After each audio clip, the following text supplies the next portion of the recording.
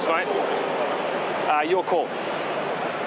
Heads? That is a tail. All right, thanks. The Dogs are going to have to bring that pressure tonight, because if you allow Hawthorn to control the ball, we know the damage that they can do. Interestingly enough, though, last week they had 60 more uncontested marks and still lost the game. That's rare for them.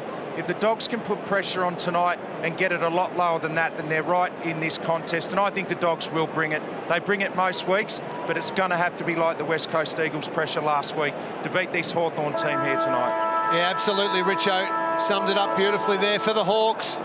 Just watch this start for the Hawthorn Football Club, and watch out for the usual suspects. Luke Hodge, Jordan Lewis, Sean Burgoyne, all these players. They will be ferocious in their start to the game. Easton Wood, he's revving his players up. He'd be saying the exact same thing. Hawthorn are going to come at us. We need to make sure that we hunt them. The Hawks, the risk is for the Western Bulldogs that they're able to get that ferocious start and they're able to pile a few goals on and put that pressure back on the Bulldogs. The Bulldogs, on the other hand, if they can play like they played last Thursday night, we are going to have one of the hottest starts to a game we've seen in a long time, Duck. As a player, this is the best moment. Right here, right now, going out to your positions, that nervous energy, so many question marks. Am I going to get an early touch? Do I need an early touch? How are we going to start? All of those question marks, that nervous energy going through your body right now as a player is what I played footy for. It's what I loved, and they're all feeling that right now. I don't know about you, Dennis, but I'm excited. Me too. When it goes on, as it goes home. Opening bounce at the MCG. Rough head up very high. Bontempelli. Rough head. Liberatore hurriedly floats it still inside the centre square. Birchall comes up and takes the mark. Plays on immediately. Chips it out wide. Burgoyne short of the wing. Just jabs it forward. Awkward half volley. Gunston knew where the help was. Gibson. Well done by Daniel. Morris off balance. Liberatore again in the action. Dunkley over the top. Dixon. Dalhouse off balance. Dixon again. Picking head to White. That was a very good hand pass. Boyd looks towards the middle. It's 2-on-1. Smith has got it. 3-on-2 now. Smith under pressure. Hooks it back. Marked by Giray. That's great handballing again by the Bulldogs. I think they're the best in the competition at those quick hands. Hawthorn were up, putting pressure on, still able to release. So Giray from that goal square, good mark to McAvoy. Saw his little baby in the lift coming up, McAvoy, just 3 weeks old, he's a little boy. So it's been a big month for Ben. They'd love a goal or two out of him tonight.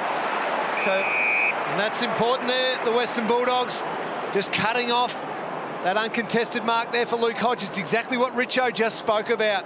Deny Hawthorn the ability to control the tempo of the game. Good start by the Bulldogs. I know it's early, but good positive signs. McAvoy had it momentarily. Liberatore setting the standard. Yeah, Libba's going to play on Mitchell around these stoppages. We saw him doing a similar role last week in Perth. He's going to play on him around these stoppages. Roughhead getting high again. Bontempelli controlled it brilliantly. Boyd back inside the forward 50. Dunkley, unkind bounce. Bruce gets back. In trouble, stripped of the football. Play goes on. Cry from the crowded ball. Nothing doing. Ball up instead. She was lucky, Bruce, wasn't he? Yeah. That looked like holding the ball to me, Bruce. Umpire letting it go. Didn't release the footy. So Bontempelli and Roughhead try to get to it. Dowhouse tries to get in. Smith ball squeezes out. Hawks have come out just a little cold, I reckon, right now. I mean, it is so early, isn't it? But not much body on body from Hawthorn so far. We always try and read the signs really early on to see which team is right on. I'm not saying Hawthorn's not on, but it just looks like Bulldogs a bit sharper, a bit cleaner, though Jordan Lewis gets them going there. To Smith, and then Smith hooks it to Poppy. Just 9 goals in his last night. Gee, Burgoyne was so silky there, wasn't he? And got it to Lewis, who gets to Smith. Smith's so good at running and carrying. That's what he does down the line. Gunston in a one-on-one, Hambling with him. And that ball now in dispute. Just talk about players being clean. How sharp was this? What about this? Just see you later. Of course, matches it with that. Tossed up. 2-on-1 there. 2 dogs up. Bontempelli didn't connect. Liberatore did. What a blitzing start by him. Dunkley gets on the end of it. He's done towards right half forward, Dunkley. Looks inside the forward 50. Boyd on a searching lead. Frawley over the top. Dalhouse the crumb. Hard against the boundary line, pulls it back. Dixon in best position, gets a free kick. Tory Dixon, 20 metres out. Their most accurate kick. This was clever by Dixon, wasn't it, Doug? He initiated the contact. Very clever. Knew exactly what he was doing. Knew if he came forward, he was going to get the shepherd call. You see there, he knows if he goes back and tries to protect the space, Birchall gets back to put the pressure on and gets a fist into that. That's a wily forward. No challenge here. Hold it, boys. Hold it. In he comes, Dixon. Oh. So much for no challenge here. Well, Nerves. he's their best shot for goal. What about the passion from the crowd a moment ago? He's missed the shot, I know, but that's a shank, isn't it? Hit that on Such a the good inside shot. foot. So Hodge in that back pocket. So for all the Bulldogs' good play, it's 1 behind to nothing right now. So Hawthorn have basically been in their back 50 for most of this first quarter so far. Bruce, that's a well-timed handball, and then Burgoyne, that's an even better one to show and make as they go forward for the first real time. Poor kick, Morris cuts it off.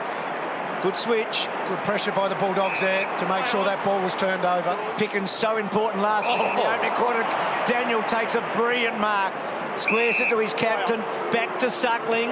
One of 19 Hawthorn premiership players out there, but he's in the other jumper. Kicks to centre half forward. Dixon good. Stringer runs the gauntlet, coughs it up. Sicily, he also runs the gauntlet and then belts the ball to space. He wants to buy a bit of time here. Suckling backs off. Hamling back to Suckling, right at the interchange gates. Sends it inside the forward 50. Boyd needs to get it on the deck. Well, he tried to spoil. Got a fist in there. Hunter knocks it towards goal. Daniel coming off a PB last week. 35 possessions against the Eagles, but this kick, not the best of them, floats out of bounds on the full. Bruce, you said it. Bulldogs have had the domination. 5 inside 50s to 0. 86% in their forward half, but only 1 behind to show for it. Hawthorn just holding up well enough. See if they can break through. They might even go coast to coast. That's always the danger. Bit of rope-a-dope early for the Hawks, just sort of absorbing it, aren't they? But targets missed. I mean, even Burgoyne in that first minute, that half volley that Gunston had to take and the turnover. We saw another one there. So it is so early in this match. It'll build and build and build. A fantastic crowd in. Looks well over 70,000. So Fitzpatrick and Boyd, Lewis and Mitchell. Fitzpatrick and Mitchell again. So Mitchell down that line. Bit of hanging on. Morris versus Bruce. Good match up that. Advantage. Oh. So Shields the advantage now. Do they get any of it? Johannesson and also a couple of speedsters. Hunter goes back to Hambling in the back half. No advantage there. Tough break for the Hawks. Smith prods it forward, goes after it. Now this will be an interesting call. It's against the Bulldog. Fitzpatrick to Mitchell, getting involved now after the early burst from Liberatore. Shields to half forward. Here's Hill, hard against the boundary line. 75 metres out from goal. Dogs by the only score of the game are behind. Behind the pack is Sicily. He can find a way through. No, yes. Well, sort of. He's kicked a goal.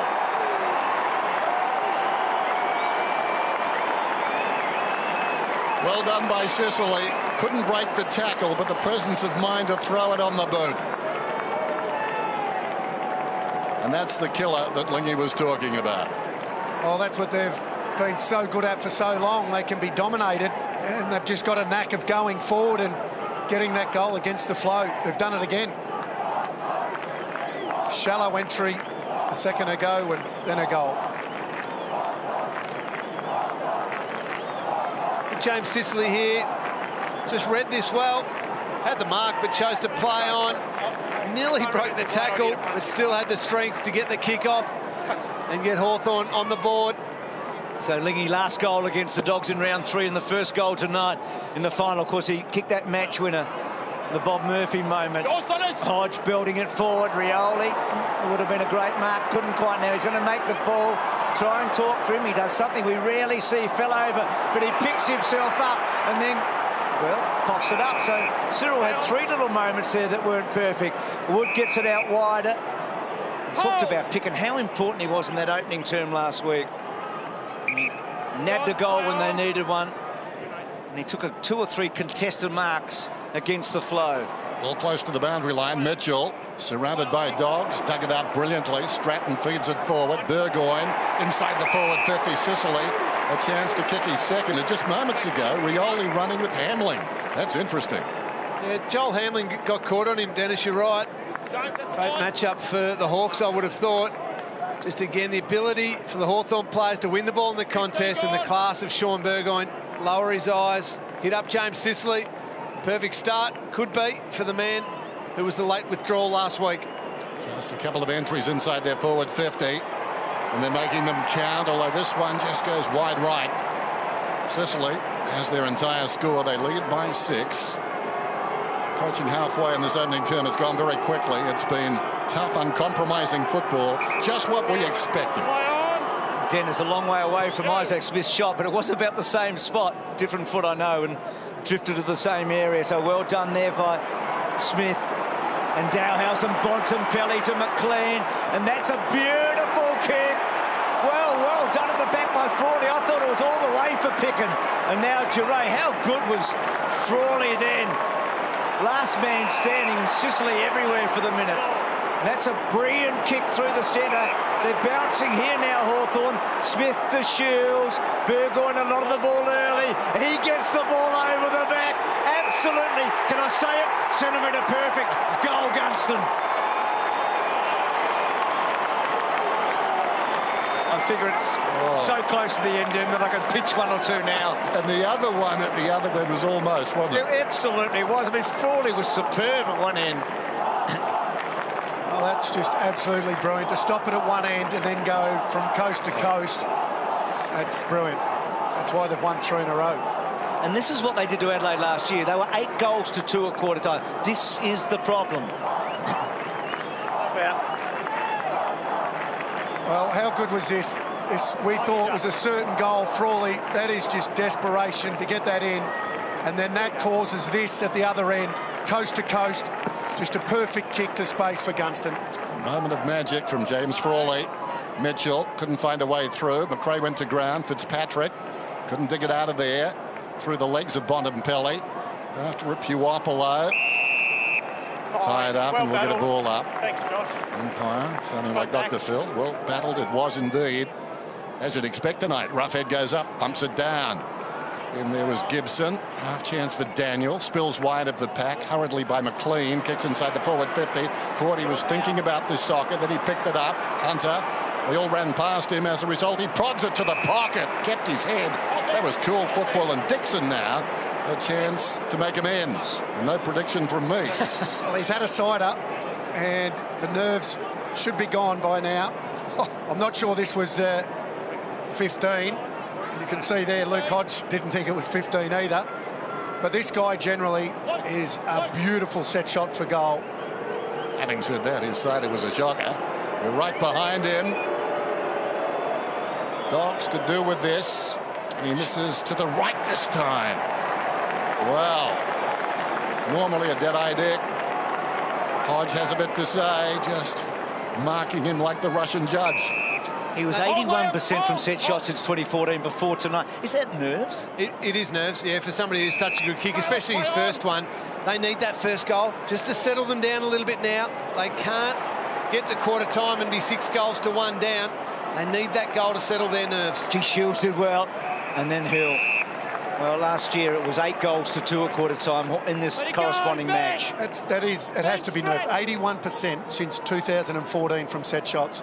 It tells you that's probably the best in the competition. So McAvoy and Roughhead. Of course, it was Hodge that went forward last year, and the big surprise against Adelaide, wasn't it? Not so tonight. So the next goal you feel is vital here. Remember, West Coast led 2 goals to 0 against the Bulldogs. Not dissimilar to all of this with a turnover or 2 after the Bulldogs had dominated early there. And then Pickham was able to get their opener. Mitchell got it from Shields, arches his back, breaks the line, good handball to Poppy. Poppy comes inside and then floats a scrubber to full forward. Hamling got a bit on it, Hill running hard. Biggs gets hold of him, gets him down and wins a free kick. Good chase by Biggs. Plays on immediately. Here's Dixon. Mark's in the back pocket now. He does this. He gets back to help. Could have helped more had he kicked straight. Still, bit of dangerous, terrific forward for them. This kick short of the wing. Coming back in front, Whitecross. Ball spills wide, taken by Dunkley. Hard against the boundary, kicks it down towards half forward. The Hawks with 2-on-1. Missing the mark in front, Stratton. Then the pack fell over. Liberatore swoops, hand passes to Hunter. Hunter inside the forward 50. He misses. Set up for a waking left foot, but it was a rather tentative kick. He missed the gimme last week, didn't he, early, Hunter? And it is nerves now, and it's starting to spread a little bit through the team. We've spoken a bit about that round 3 game when Hawthorn won it by 3 points. It was the set shot goal kicking that cost them then. The Western Bulldogs, the Hawks went 11-3. The Dogs 5 goals, 7 in that game. Stratton to Bruce, they're on here. Burgoyne normally good with ball in hand. He just pops it. Schoenmakers has some time, still has some time. Sweeps to handball. Fitzpatrick, interesting choice. Poppy misses, so Hawthorn blow a chance there. I guess the Burgoyne kick just wasn't quite perfect, was it, for Schoenmakers? Bruce, the worry is twice we've seen defensive 50 to forward 50 carry from Hawthorn, kick mark. We didn't see that at all over in Perth last week from the Eagles. The wider ground here, it is easier to get through. Boyd to himself, then straight down the middle. Roughhead was up, didn't complete the mark. Taken down Hard-tongue.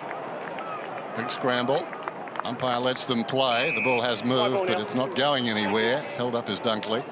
I just wonder if Hawthorn have been aware that Western Bulldogs played twice at Subiaco, once at Simmons Stadium recently. Skinny grounds. Rioli, dangerous kick. Dunaward's full forward. Eastonwood leads in the race. Burgoyne, very dismissive with a push. Johannesson got in there. Hamling tries to beat a tackle. Just in the nick of time, got it to Boyd, to Wood. Daniel. Nicely done. Artistic. He plays tall for an absolute midget, doesn't he? I mean, that was a terrific mark. The kick down the line. Well, he's my height, so I can say that, Den. Bontempelli. High, Hawthorn. Shields and quickly off a step. So Burgoyne, so much of the ball in this opening term and a fair bit of it in this spot, and he goes down the line. Beautiful kick, and Rioli. Duck, interesting with Rioli, in the last 2 years, he's become a marking forward. Off your line, mate. 28 goals this year from set shots out of 46. Last year, similar numbers. You go back as he goes short, and that, well, again, that's probably a strange choice in the end. Anyway, he's become a marking forward. We might go back to that in a moment as the Dogs try and get out of this, and they find the boundary line. Well, there's no doubt they're looking for him as that marking forward, and he's making those positions for them to go to him. He is so good above his head, very rarely gets out-marked and very rarely makes a mistake like that, given he's arguably up there with Dixon as the best set shot in the game. Boundary throw in. Hodge, third man up, thumps it inside the 50.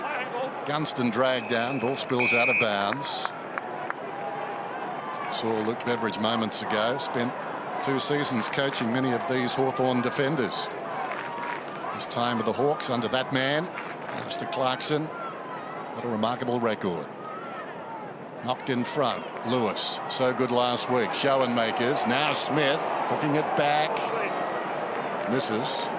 More difficult, that kick, than the one he had after the siren last week. Didn't miss by much. Stay behind. So a couple of goals in it. Johannesson wants it back from Boyd. Boyd, one of the 2 Dogs that were in the All-Australian team this year. Hawks only had the 1. Trouble here. Well, get a kick away. Rioli to Poppy. Well, 2 All-Australians colliding there, Rioli and Boyd, and Rioli coming off much the better. Well, that closing speed is just unbelievable. Boyd, such an experienced player. He knew it was Rioli, but just didn't obviously think he was as quick as he is. It's like he was caught in the bright lights almost, wasn't it? So Poppy, who hasn't been hitting the scoreboard of late, 9 goals in his last 9. back. He gets it home and they lead by 3. Or does he? What's going on here? I believe it's a goal. I'd just like to check it didn't hit the goalpost. Score review. Umpire scores a goal. Can you please confirm the ball has not hit the post? Review underway.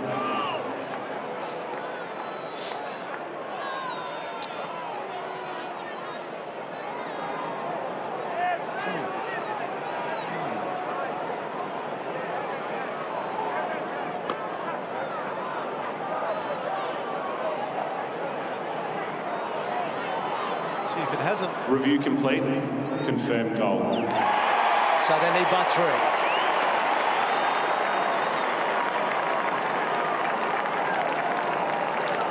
Well, I guess the only decision that was inconclusive. I mean, that could have slightly snicked, but not quite. If it hasn't hit it, it hasn't missed it by much. Yeah. It's as close as you get. It wasn't a convincing kick one way or the other, was it?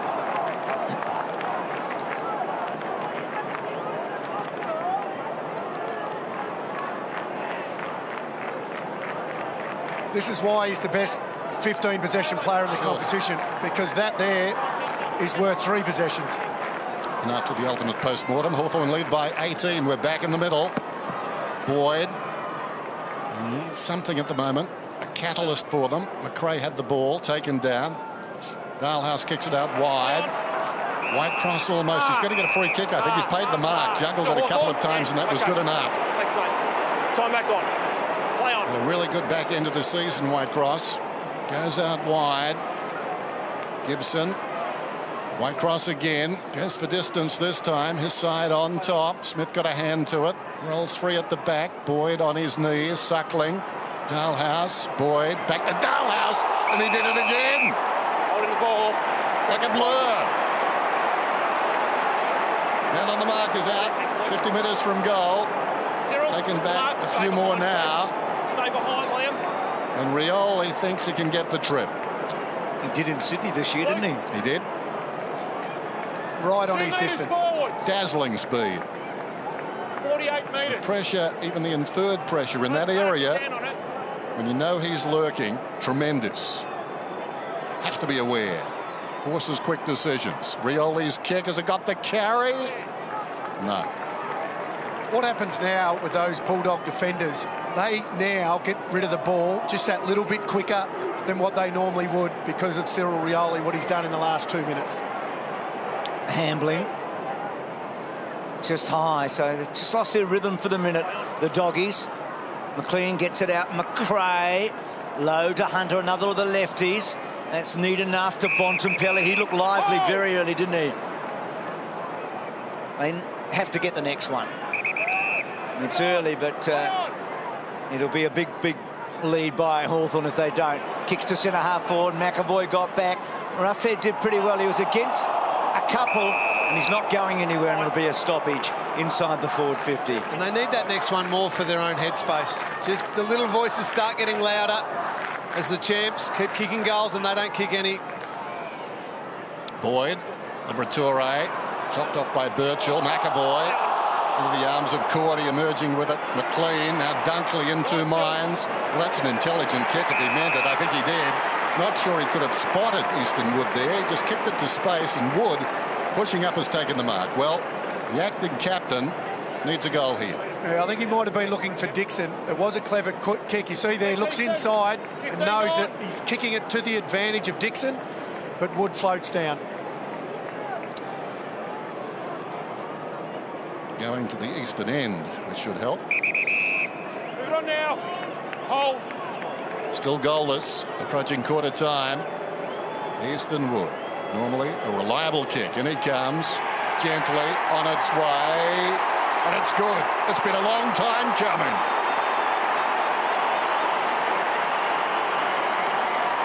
What a support for the Bulldogs tonight.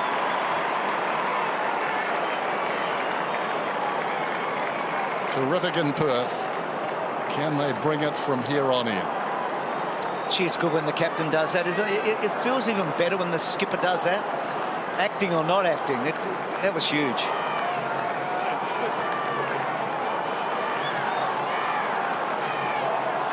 Sort out.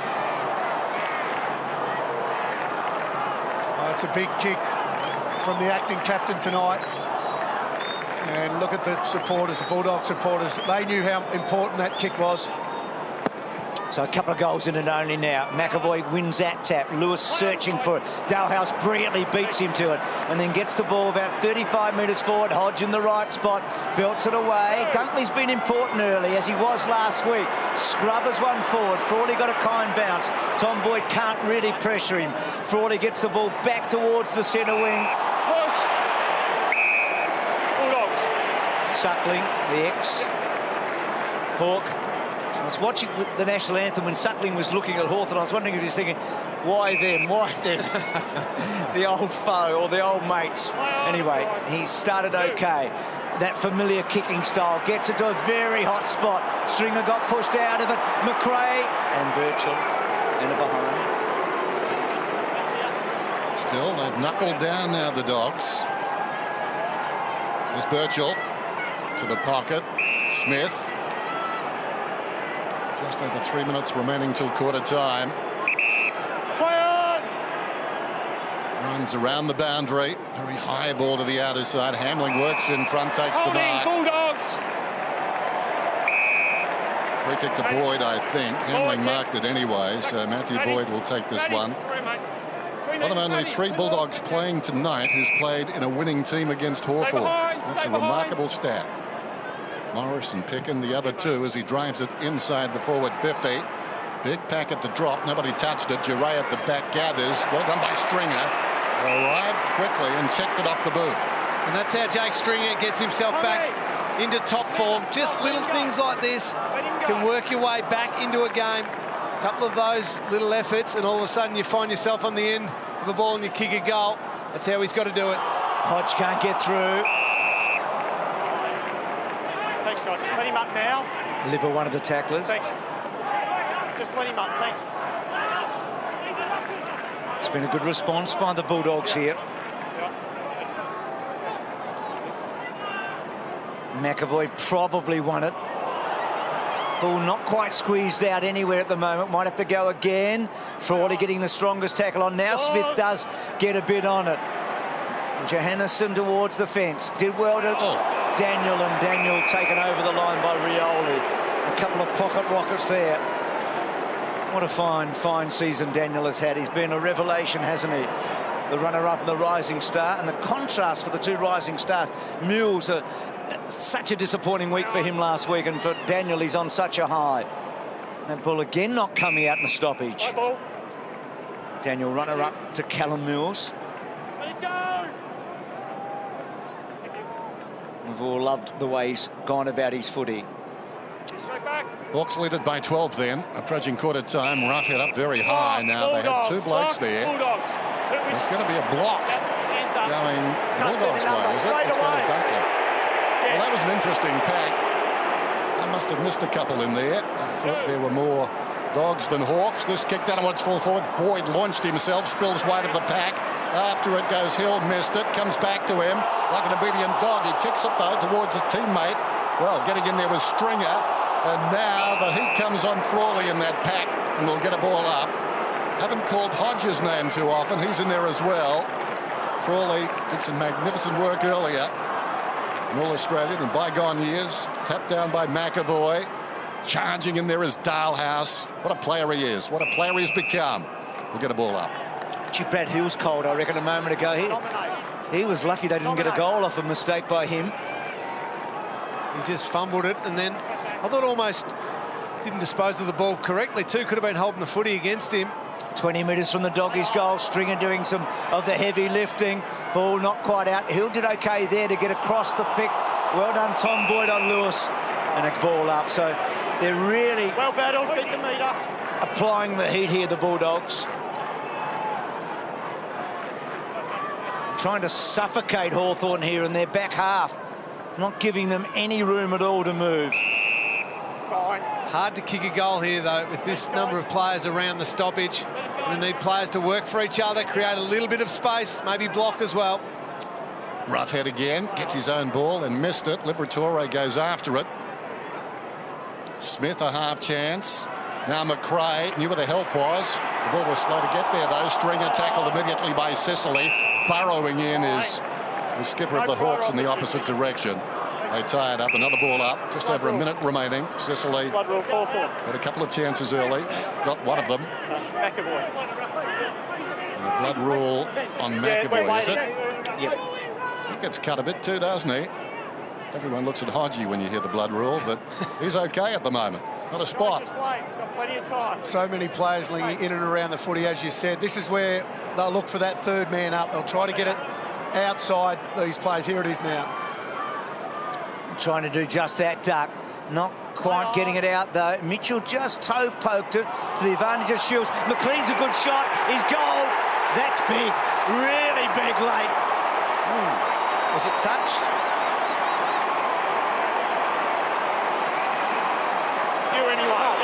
They do a silent review. So there will be a review. So Hawthorn adamant it was touched. He's a sharpshooter, McLean. Bulldogs better be aware Score of review this. here, guys. Please hold the ball. Because they're all going into the middle. So we're about to find out.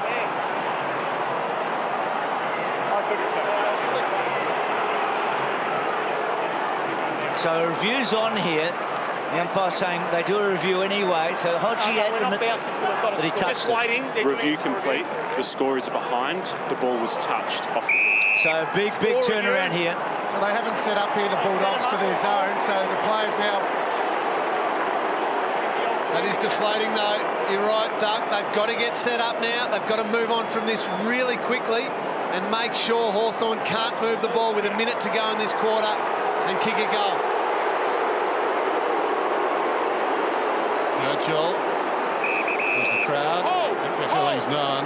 Hodge, who did the touching, drives it out of that back pocket, short of the wing. Sicily launches himself, thumped across the boundary line by a dog, and it's going to be a boundary throw-in. Either one of two could have punched it out of bounds there. I think it was Boyd who did the business.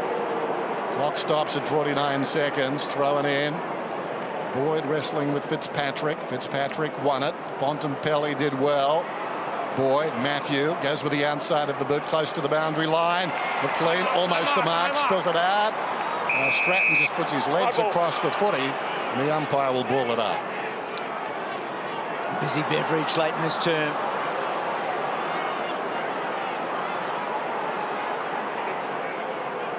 Throwing up here, what's not? Straight back. Lewis so good at that. And then fetched it himself, but well done by Picken. Dowhouse, Bontempelli so clean there and gets it to McRae on the wrong side for him. Kicks back to full forward. Hodge in the front spot. Toby. As Dennis said, he hasn't had a lot of the ball, but he's had a good minute, Hodgie, hasn't he? It was interesting too when Stratton was sitting on the ball. Suddenly he made a very quick recovery, didn't he? To his feet and raced away after holding things up for about 15 seconds. You've got to come back. He came onto the mark. You've got to stay behind.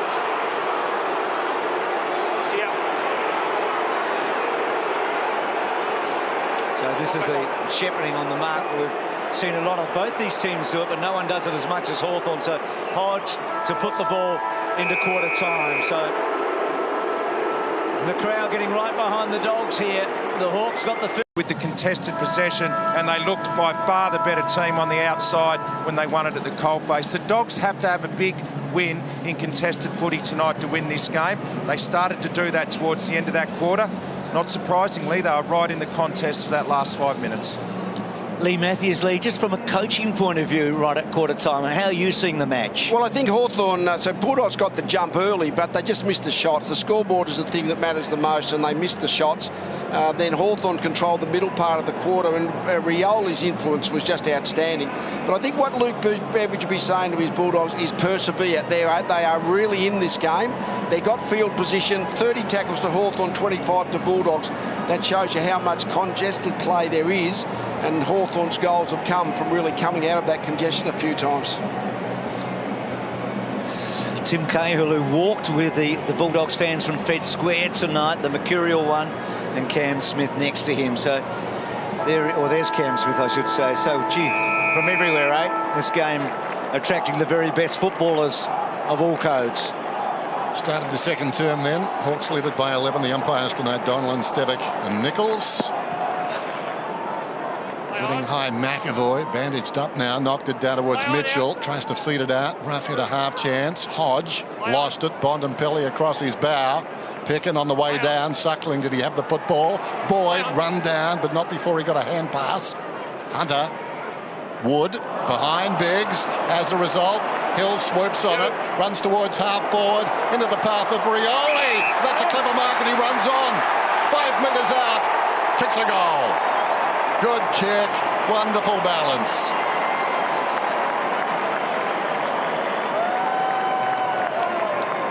That was a mighty fine kick by Hill. Rioli probably thought it was just a metre short, so he had to check his run and did that well enough to take the mark under really hot opposition. Marvellous.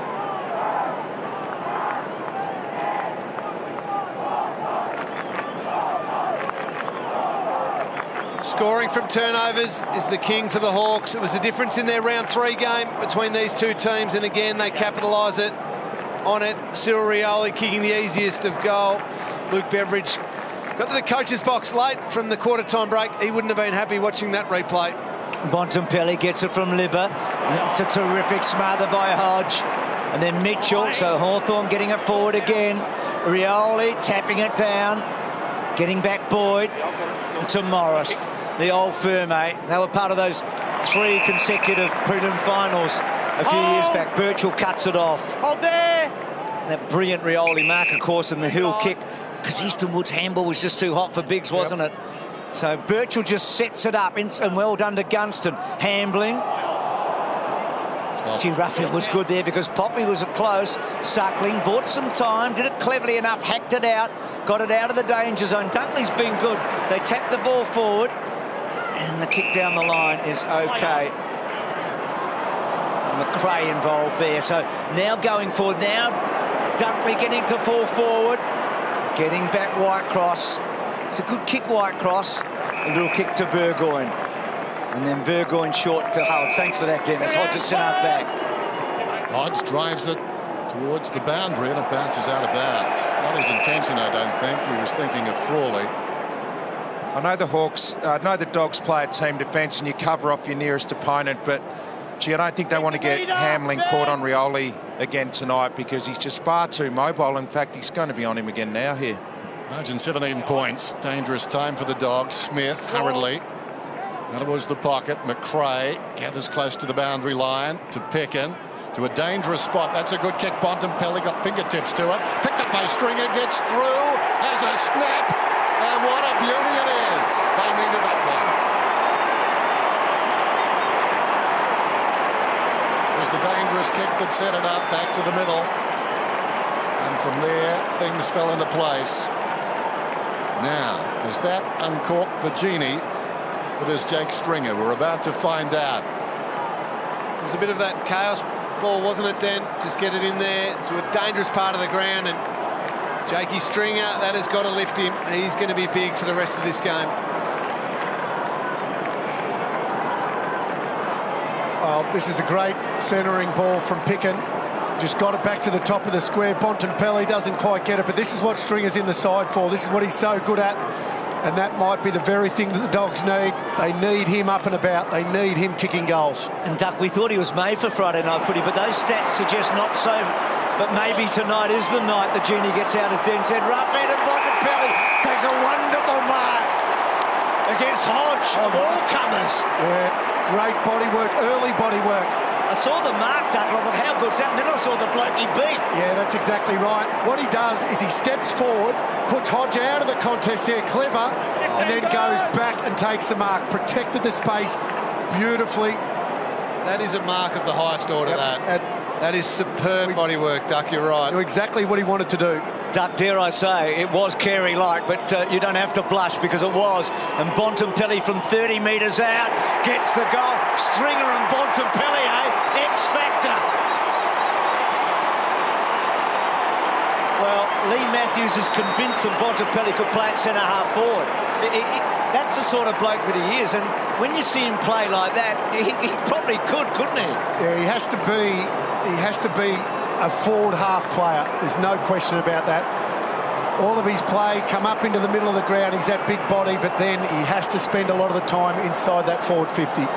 This has been a fabulous couple of minutes for the Dogs.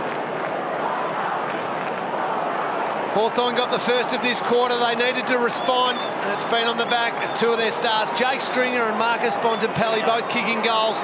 As we said, that mark was outstanding. So was the set shot. It's game on now.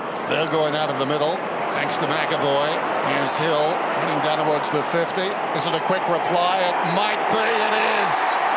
The Bulldogs, 2 goals in 95 seconds, and within 10 seconds, Hawthorn respond with 1.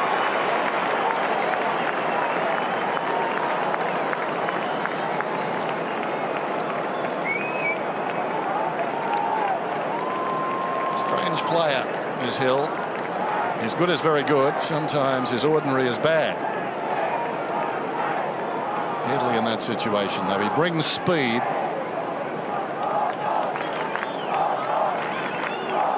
Straight back. Well, just so important to win the footy out of the middle, and no surprises, Silk Burgoyne involved. Great handball, didn't have to break stride, Hill. Sean Burgoyne and Sam Mitchell, 17 disposals between them, 100% efficiency. Mitchell again there. That one is cut off. Boyd, Liberatore, Dunkley gets it forward, 50. Good mark by Gibson. By the way, Brad Hill has gone from cold to pretty warm in a hurry. He's had a good quarter, a really good quarter. Lewis presents and gets a wide to Hartung. Hartung, short. Birchall. We saw Josh Gibson take that mark then. It looks like Zane Cordy's got the job on him. As a bit of a defensive forward, he did the job last week on Jeremy McGovern really well. So he's going to be important to make sure that Gibson doesn't have that influence. Jimmy Bartell had it last week on Gibson and limited his influence. They know how important Josh is. They're going to hold it up again, Hill. The one coming into Shepherd. Bontempelli on the mark. So they're right on to the umpires. Back over. It was something we actually discussed with Hayden Kennedy last week pre-match about the tactic, and he explained the situation about the players have to come from behind the mark if they are to Shepherd.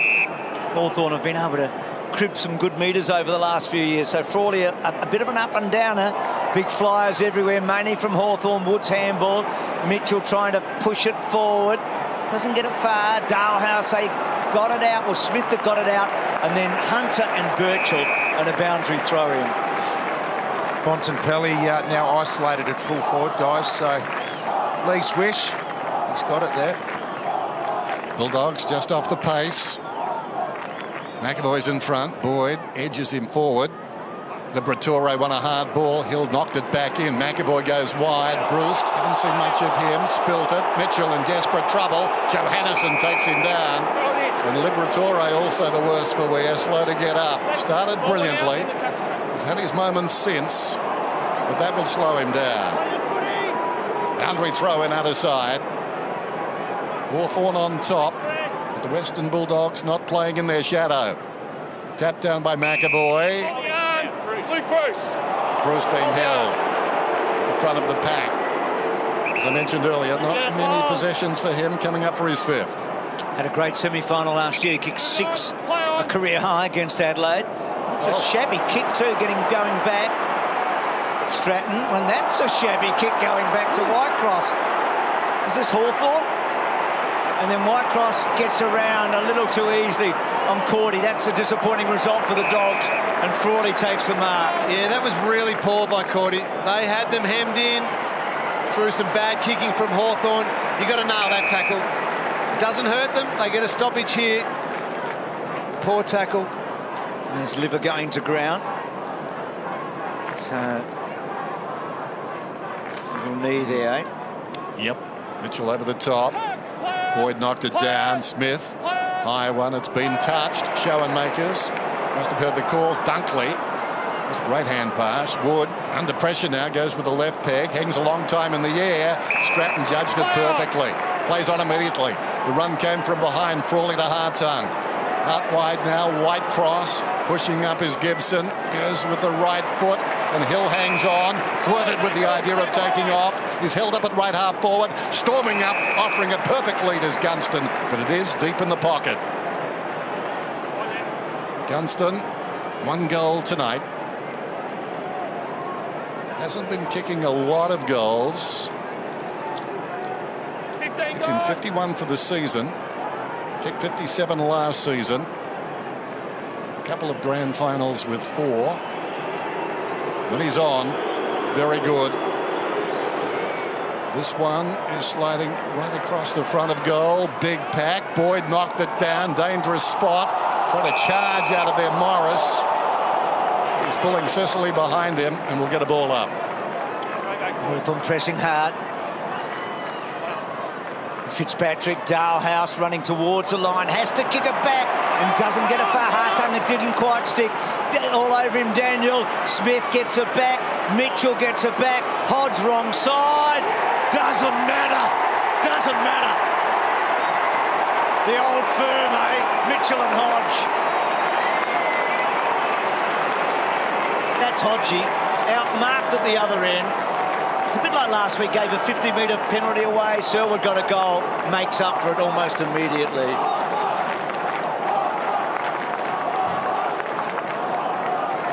They're big goals, aren't they? He's only kicked 2 goals this year, Hodge. I mean, they're big goals.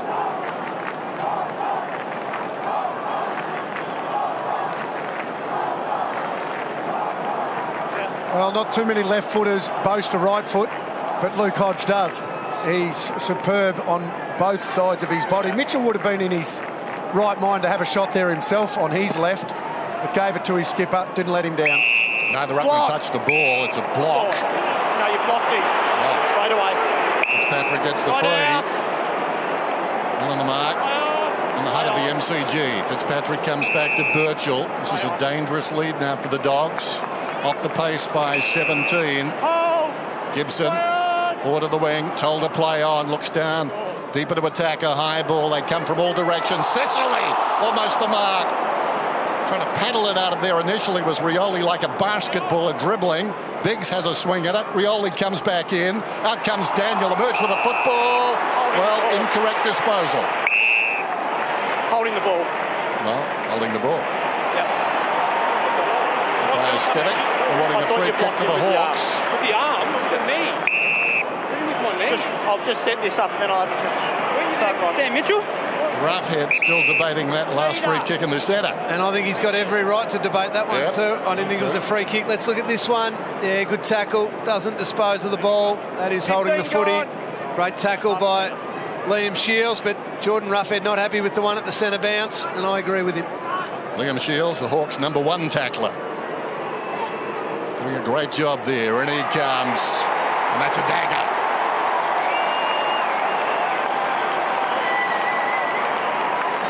Bulldogs suddenly in trouble. They got those back-to-back goals and we thought they were back.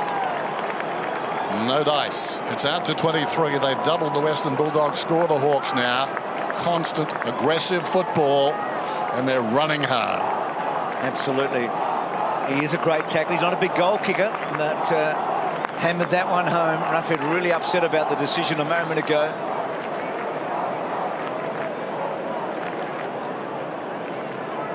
Here's the free kick. Jordan Roughhead competing for the ball, as they both were. You're allowed to do that in the ruck. You're actually allowed to jump and try and compete for the footy. The umpire didn't think so. They both did the same thing. Yep. He said a forearm in the chest. It wasn't, was it? Nah, not a free kick at all. So 6 goals straight between the two teams in this quarter after 4-9 in the opening term. The other issue is the marks from the opposition from Hawthorn. Last week the Dogs were able to run and link with hands out of these situations here and then have time to deliver. Tonight they're hacking it out and Hawthorn are winning it back. Time back on. So Bontempelli getting the push and free kick. Move on. Play on. So aided by Shep, and that's a beautiful kick to Picken. So heard the umpire, so Picken just pumps it up. Not a great looking kick, but Stringer goes early. No free kick given. Can't quite get through. And exactly on Richo's point, that Picken mark then was only the 3rd mark for the quarter. They just cannot move the footy at all.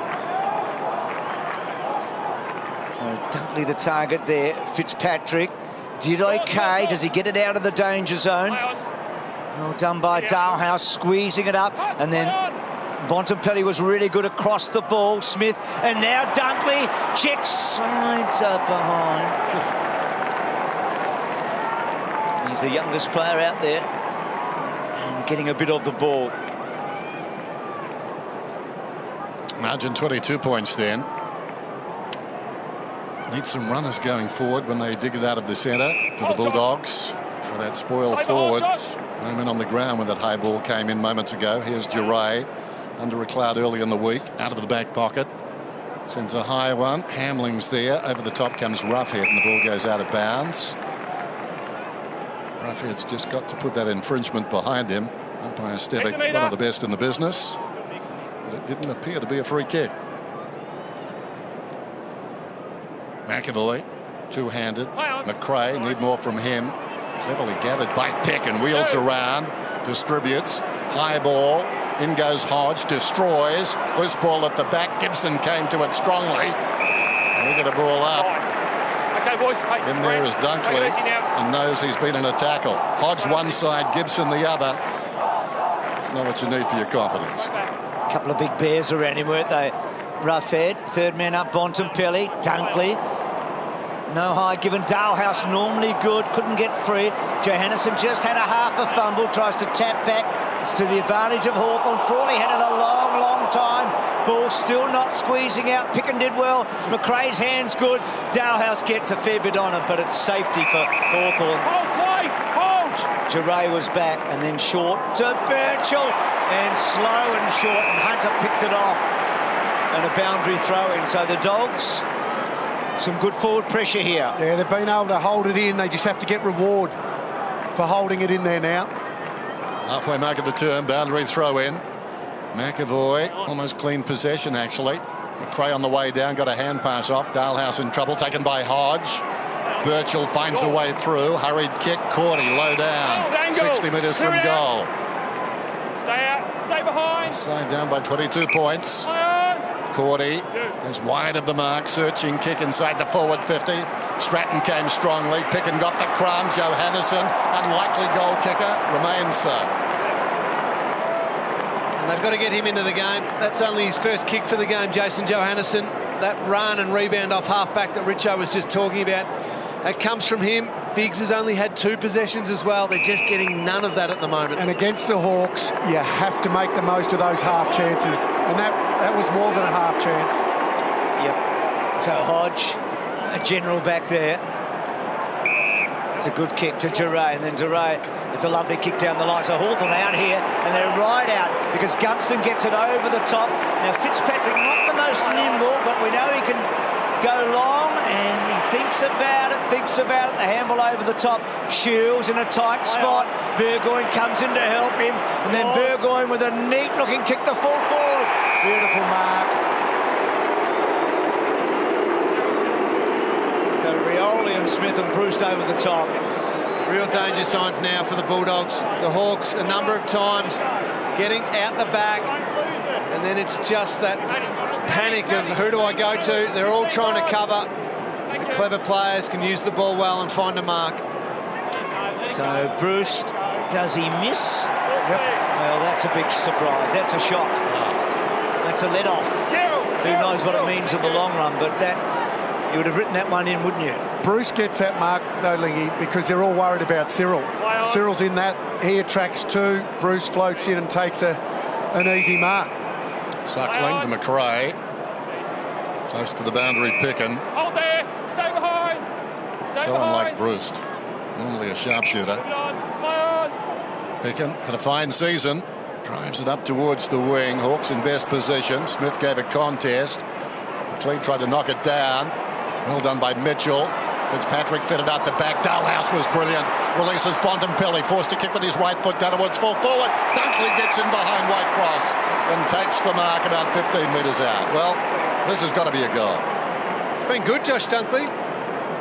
He sure has. How good was 2 metres, Josh. That's it there. Hold there. was that Dalhouse to Bontempelli? Yep. That was absolutely brilliant. A great kick. You're right. This is where they've let themselves down, though. They've missed some easy shots for goal. Has to kick this. His 12th possession, and from the moment he arrived, he looked like he belonged. Oh, and he hits the post. Flush. 47 plays 26. I'll talk about a game of millimetres. That one, the post, Poppy's goal in the first quarter, that is allowed millimetres. Hodgie's touch. So close. Virtual short to Frawley. Thanks, Tom. And you can't help but look up at the scoreboard and see 3 goals 8 at times and know that you've missed those really gettable chances. It starts to play with your mind. Going back to Dixon earlier with those couple of misses, Poppy to Mitchell. And then Mitchell getting some good distance there around the corner. Fitzpatrick worked his man out of it, handling. Biggs, haven't seen that run and carry as we talked about. And that's not a good handball. That really put Morris under the pump. Terrific tackle coming from Schoenmakers there. Poppy, well done, got it forward. Hawthorn playing it by metres at the moment, just scrambling the ball almost up to half forward and a boundary throw in. Just winning little battles there, Hawthorn. Hill responsible for one of the goals in this quarter and one of the goal assists. Hodge another goal. Boundary throw in. No, the ruckman touched the ball. Picking at the back. Strongly tackled by Hardtongue and taken down. Tackle. Oh. Yeah, Let it go. You've got the kick. Well umpired here. You've got the kick. See Hardtongue just threw him to the ground. On there. He did have the footy in his possession, but that's the one they're trying to stop. I think that's just a free kick. I don't think it's anything beyond that, but well umpired. Had him dead to rights, didn't they? But they threw the Dogs a bone right there. Birchall, ditto. Liberatore, now getting in behind us. Dunkley stops on. He's 15 metres out. And he needs to do this time what he marginally didn't do just moments ago. Inspirational by Liberatore. It's in the genes. And Dunkley, son of a gun as well. Big kick this one. They're down by 21. Hit the post with his last effort. In he comes. And that's better.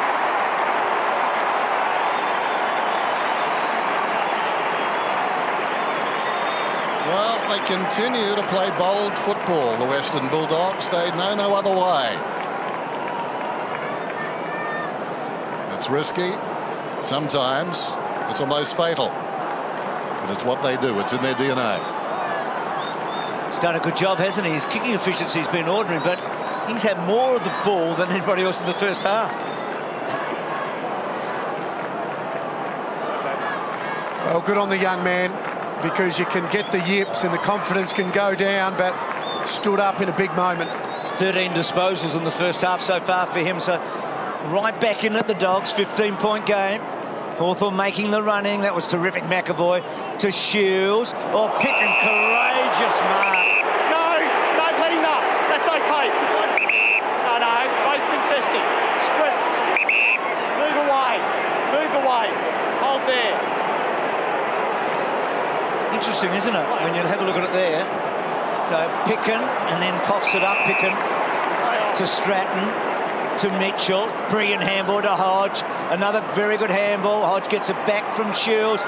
Gets it to Lewis. He's on the wrong side. He's gone. Good tackle, Johannesson.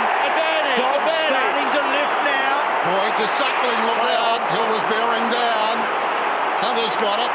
Still nice. Effectively stops at the 50 and finds Smith a tumbling mark within range. Now, this could test him. It's about 35 metres out. Just there. 1 more metre. Clash of heads there, I think. 15 gone. Great tackle by Johannesson. You see at the bottom of your screen, Bruce getting checked out his jaw. Clever here by Lockie Hunter too. Didn't panic.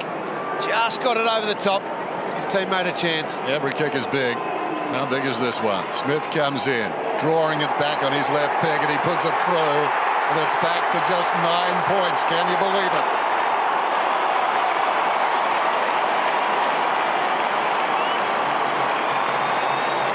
You just feel as though Hawthorn have thrown everything at these Dogs, and yet the Dogs are resilient. Just get up and say, give me another one. It shouldn't surprise us, though, should it? Because they've done it all year. Yep. They've had so much adversity with injuries, and yet tonight they've been challenged and they just keep plugging away.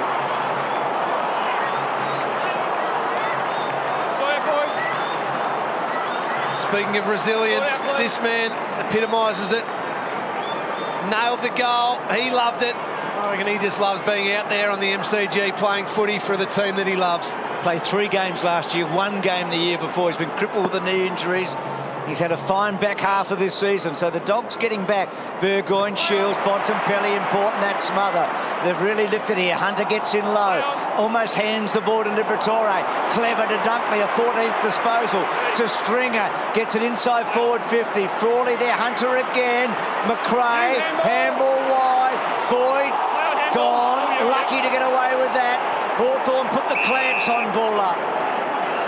Thanks, But no prior opportunity. good first half has suddenly become a very good first half, hasn't it? Boyd didn't need to jump to take that ball. Lost his momentum, dragged down. The hand pass was good enough. McAvoy hooks it down in the congestion. Burgoyne kicks towards the outer side. Easton Wood did well. Show and make his battles with the captain. Wood overran the football eventually. Cordy tried to wrestle his way out. 3 blokes have got him. Bontempelli just joins in like a conga line and will get a ball up about 60 metres out from the Dogs. Attacking goal, and the Dogs are barking. They're coming at the moment. Slapped up wide by Roughhead, forcing a passage. Bontempelli comes to Hunter, pulls it back towards the middle, and Smith. Can he do it again? This one much easier. What about Bontempelli? 8 of the last 9 inside 50s for the Western Bulldogs. Lockie Hunter's had a big impact. Marcus Bontempelli has as well. And this man who kicked the last goal, trying to drag his team back to level pegging before the half-time break. Here's Clay Smith then, in he comes. A man for the moment. The margin is under a goal approaching half-time.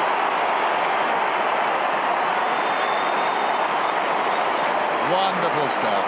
Fairy tale story for that young man. You understand this? As Bruce said, That was very so close many to a free injury in the woes. centre of the ground. Knee operation after knee operation. And tonight, he's flexing all his muscles. It's a great mark, Dennis, and a good finish again.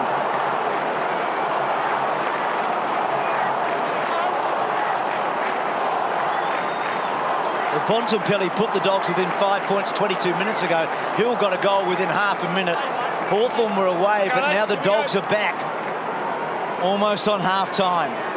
Bontempelli, as Dennis said, has just been so important in the bash and crash. He's been getting the way through. Gee, Rioli got him there, but Bontempelli got his hands on it. Lewis got down low. There he is again, forcing his way through. Gets it to Dunkley, and Dunkley gets to Boyd. Gee, that was a smart kick by Dunkley. He checked his kick at the last second then to Tom Boyd. He wound up to go long. Brilliant by Bontempelli. Just watch this. He went to go long and then just checked the kick. Hit up Boyd perfectly. He's imposing himself on this game, Bontempelli. And they threw Gunston back, but when you hit a lead like that, there's nothing the loose man can do. This is Koutoufiti's like. I agree. When he's just grabbing this game by the scruff of the neck, Bont. Yep. Does Boyd put them in front? He doesn't. It's a hook. So 7-5 to 6-9. You know, he's winning all the one-on-ones. He's creating the space. He's breaking the line. And he's imposed himself. Start behind, Grant. Start behind. It's ground. It's Great Stadium buzzing at the moment. White cross. Duray hard against the boundary line. Sends a high one up towards the wing, and from the side, Sicily. Falls to Gibson. Slips a hand pass away. Sicily.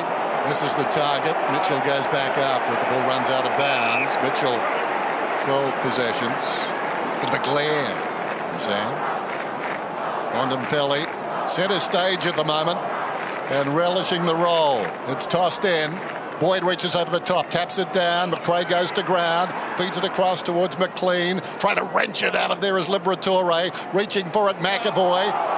McLean went to ground. Chance for Biggs. Surrounded. High ball. Dangerous ball. Frawley comes to deal with it. Punches away.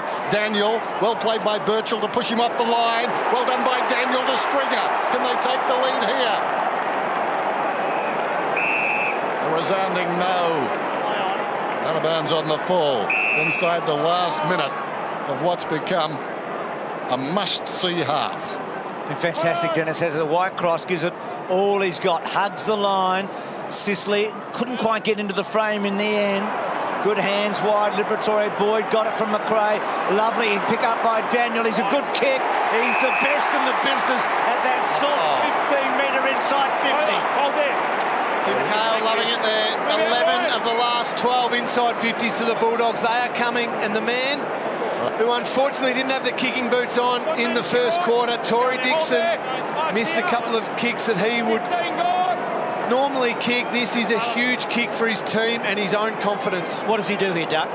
Oh, look, he's just got to follow through his routine, got to kick through the footy. He's a beautiful kick of the ball, technically very sound. Well, what about this moment? He's 0 for 3. It's hard to get your head around it. But what a first half of footy we've seen. Not over just yet.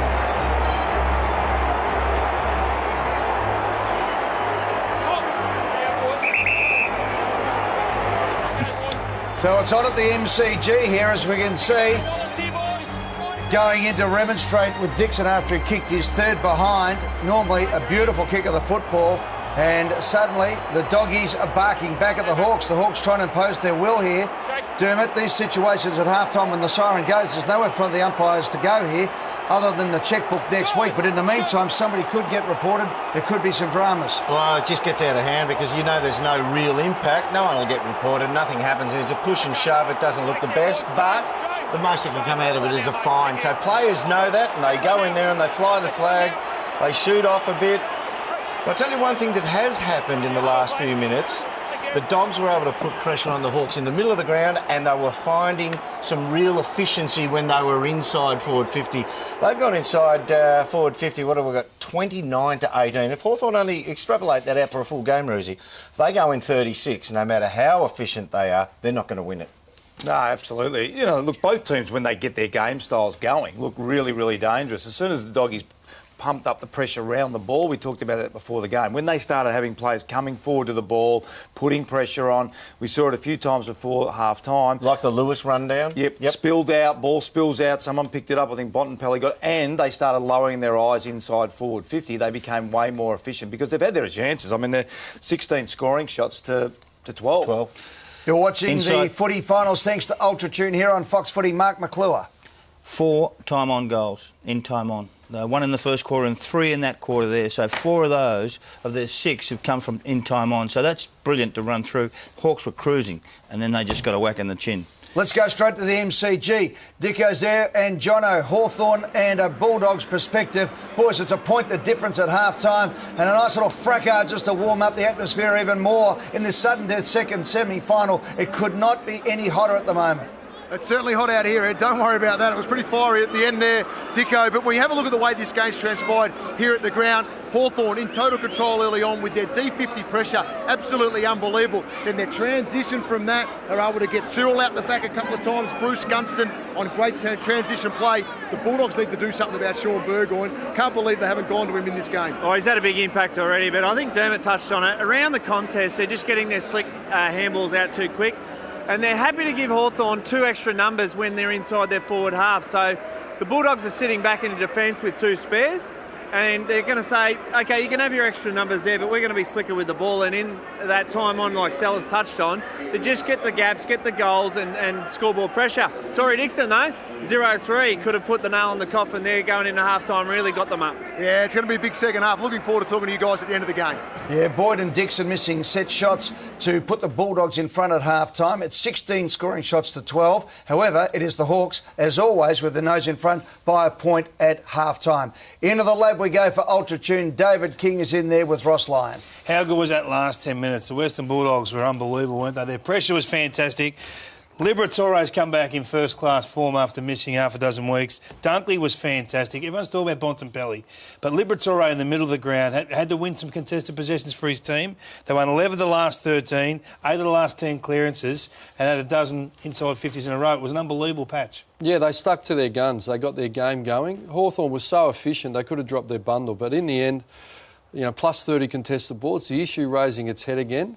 And I think they're getting enough ball, getting enough ground. Entry's 29 to 18. They're putting the Hawks. You can only be so efficient. In the end, you've got to win some ball. Yeah, sporadic, the Hawks, Ed. They are indeed. What about this bloke, guys, as we look at the scoreboard here? 7-5-47, those inaccurate kicking at goals. Dixon missed the first two, as we know that, his first two shots, the last one of the half. And Boyd sprayed one there at the end. There are a couple of other shots in amongst it. 6-10, and it is 7-5-47. Let's go to two of the gun players. You talk about blokes. This bloke is known as the Silk, the second highest finals player as far as games is concerned in the history of football, and he's been fantastic tonight, Derm, as always. 12 possessions. What he's able to do is use that wonderful vision we see there. He just slides into that kick and he just drops it short. And on this occasion, once again, he finds it out the back long. And this one, when he swings and tries to hit Schoenmakers, he's just assumed he was going to be a little bit like Cyril and Puopolo and would be lightning and get onto it. Just over-corrected it a bit. Yeah, look, it's a pattern this year, isn't it? I mean, for the Hawks, their ability to play really good football only at times, and it's on the back of some top performers. Yeah, we saw Burgoyne comes in, gets a clearance here in the middle of the ground, handball, goal to Hill. Every time he touches the football, something happens, and they do have a number of those players, and that's pretty much why they're in front. That and in the accuracy of the Bulldogs, but you know, it has been the pattern, hasn't it? They haven't been able to put 120 minutes of absolute top-class footy together this year. All right, Mark McClure, I want you to have a good look at this bloke, because he's had only had 5 kicks, 6 handballs and 2 marks and a goal, but when they came, every single one of them set up a chance for goal. His clearance work's just special. He's got great balance, as you can see. He's a tall man, and his work there on Hodgie was just brilliant. Got him out of position, and then he finished off extremely well, and then went back in the middle and probably cleared it again. I mean, he is just a star. A little chip over the top to pick, and his hands there, just a little fake, and away he goes again and puts in another dangerous position again. They kicked the ball into the forward line really well in the last quarter, the second quarter, to those dangerous spots, and Bontempelli was one of the ones who did so. Yeah, Dunkley missed with that kick that we just saw. He's kicked 2 goals. Dunkley's kicked 1 goal, 2, one of them hitting the post. So they've had their chances, the Bulldogs. Let's go to the newsroom now. The Herald Sun's John Ralph is there. Ralphie, a couple of interesting incidents in that first half. Yeah, well, let's show you this one involving Brewston Picken. I think there is still a lot of room in football for the accidental head contact, and I think that's what we saw. Now, both of these players going hard at the ball. Now, perhaps you could say that Bruce was fractionally late there, but I think his impact and his intention was to get the ball. It's very different from the Stevie J and Kennedy incident. Shoulder to shoulder, accidental head contact. There is provision for that in the match review panel, so I think he should be no problems at all in regard to the match review panel. Wouldn't have thought so. I agree entirely with you there, Ralphie. What about Ruffy, mate? He was there tonight. He certainly was, and some fantastic news too in regards to his diagnosis. Now, he said today that he's had what he describes as positive news in a recent checkup that gives him some sort of thought that he might be able to get back halfway through the 2017 season. We know he's having, of course, the complex and cutting-edge immunology treatment, but as he said tonight, I've had some positive news in the last few weeks. Now, 12 months out of the game would be until next June. I have got my head around that, and anything other than that would be a bonus. Now, we know that his health is absolutely the first priority, and football is very much second, but hope is a pretty important commodity in these type of recoveries, and he's certainly got that in bucketfuls. Yeah, good on him, Ruffy. Let's hope everything comes up as well as possibly can be for him, and if he can get back by mid next year, well, that would just be something very, very special for our game and for him, of course, and his family. Good luck to Ruffy. All right, guys. Rizzy, in you go to the lab, mate. We're going to take a break. It's the Hawks by a point at half-time. Thanks to Ultratune on Friday Night Football on Fox Footy. It's as close as it can possibly get. The ground, so far it's working, and it's pretty hot down there as well. It's a point the difference. Hawthorn lead the Western Bulldogs by a solitary behind as we go to the Ultratune lab with David King and 2 of the best minds in football. Ruzi and Ross, what do we see in that last 10 minutes? Is that going to be the pattern for the second half, or is it going to be what come before that? And I guess that's the million-dollar question, because the last 10 minutes was awesome football by the Dogs, wasn't it? Well, they stuck to their guns. I think it will fuel their belief. They'll come out just full of energy, you know, ready to go on the front foot. The clearance domination, entries, ground position is exactly how they want to play the game. We thought they'd get to breaking point at some stages last week, but they found a way, the Hawks. Can they do it again? Yeah, it's fascinating, isn't it? It's very, very similar. Third quarter last week, Hawthorn got 17 up. It's the second quarter this week, Ross, but then contested possession, just the weight of numbers, and you hit the nail on the head. If you haven't got ball in hand at a certain point, it's very, very difficult to win. Now, we know the Hawks will keep playing the way they want to play Kingy, so we know that's going to happen. The question is, can the Bulldogs keep doing what they're doing? It's been a territory battle. It's been locked in both forward halves. Let's have a look at some of the vision through the course of the early part of the game, because the Dogs did really well. Their ability to lock it in and not allow Hawthorn easy exit. When they did, they scored a couple of times, but their ability to lock it in, good harassment, good pressure, some smart ball use. You spoke about some off-the-line ball use. Yeah, making the Hawks defend. Certainly, there's some inefficiency in what the Dogs are doing, but in the end, it becomes that weight of numbers. And you saw at the end they cracked Hawthorn open with that repeat entry, locking it in, and some easy goals in the end to the Bulldogs. We talked about before the game that how high the Dogs were going to come up, and when it works works really, really well, and that's why they do get repeat entries, and that's a big base of the game. Here they've stopped the kick backwards here. They've forced them to go down the line, exactly what the Dogs want you to do, and mark here, and it goes back inside their forward 50. So we'd said the teams had struggled to get the opposition to play their game. They end up playing Hawthorn's game. Have a look here, really good setup. Perfect setup, exactly what they wanted to do.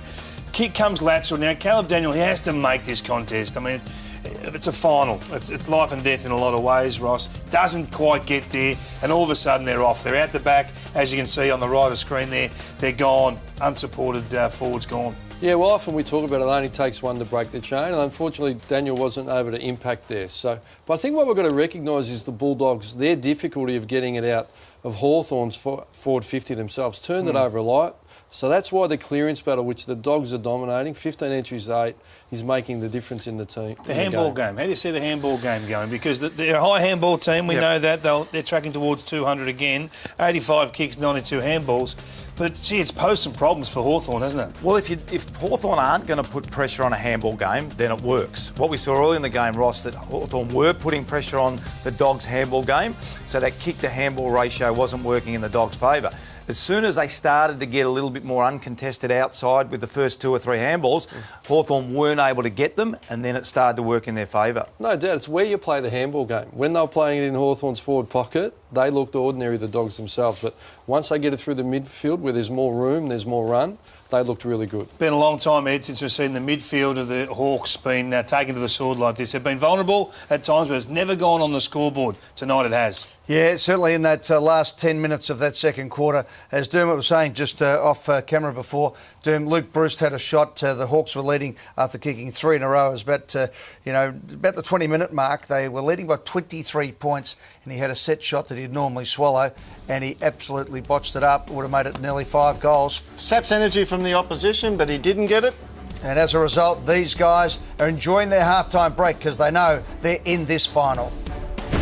You're watching Finals Footy on Fox.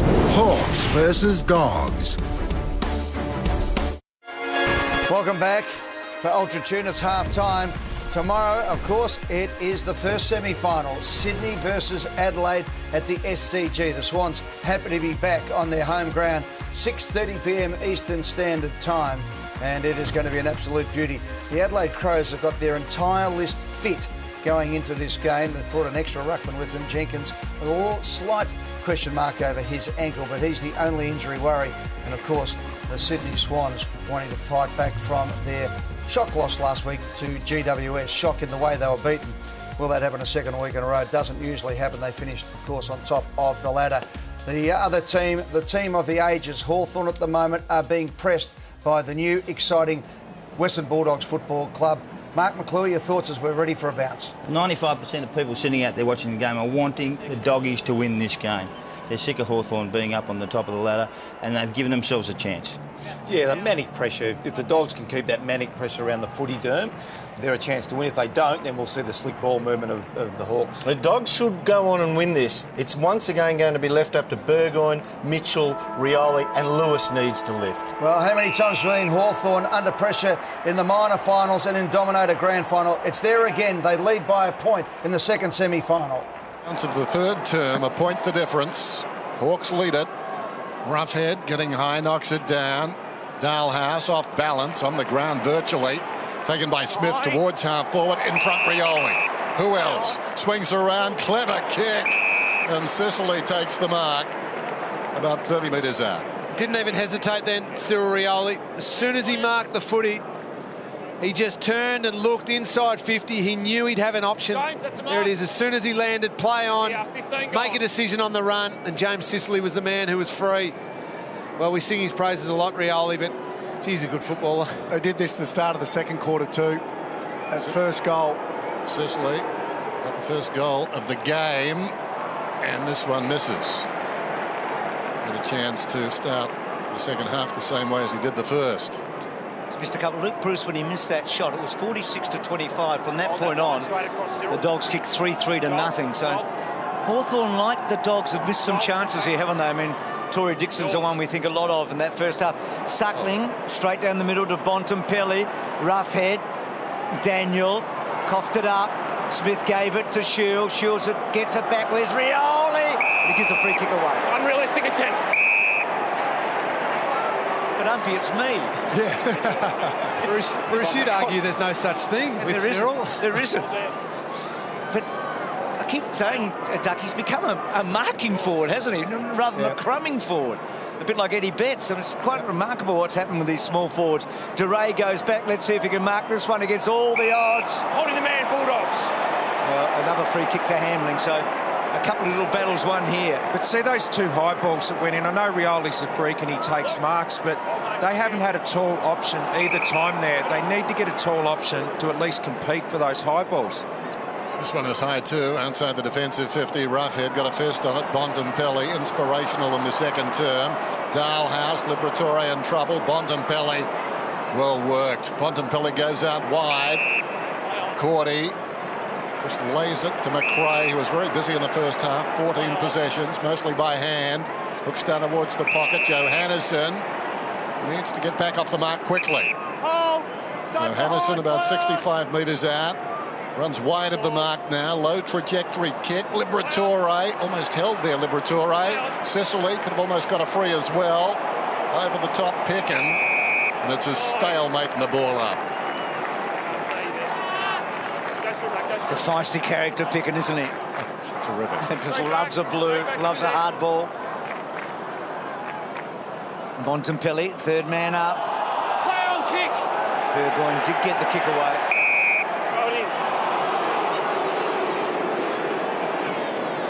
What a finals record Burgoyne's got. Second only to Tuck in terms of number of games played, and getting close to amongst the very best ever in terms of wins in final. Stringer did well. McRae again. Dennis talked about his first half. Gets the ball to a dangerous spot. Gibson gets across.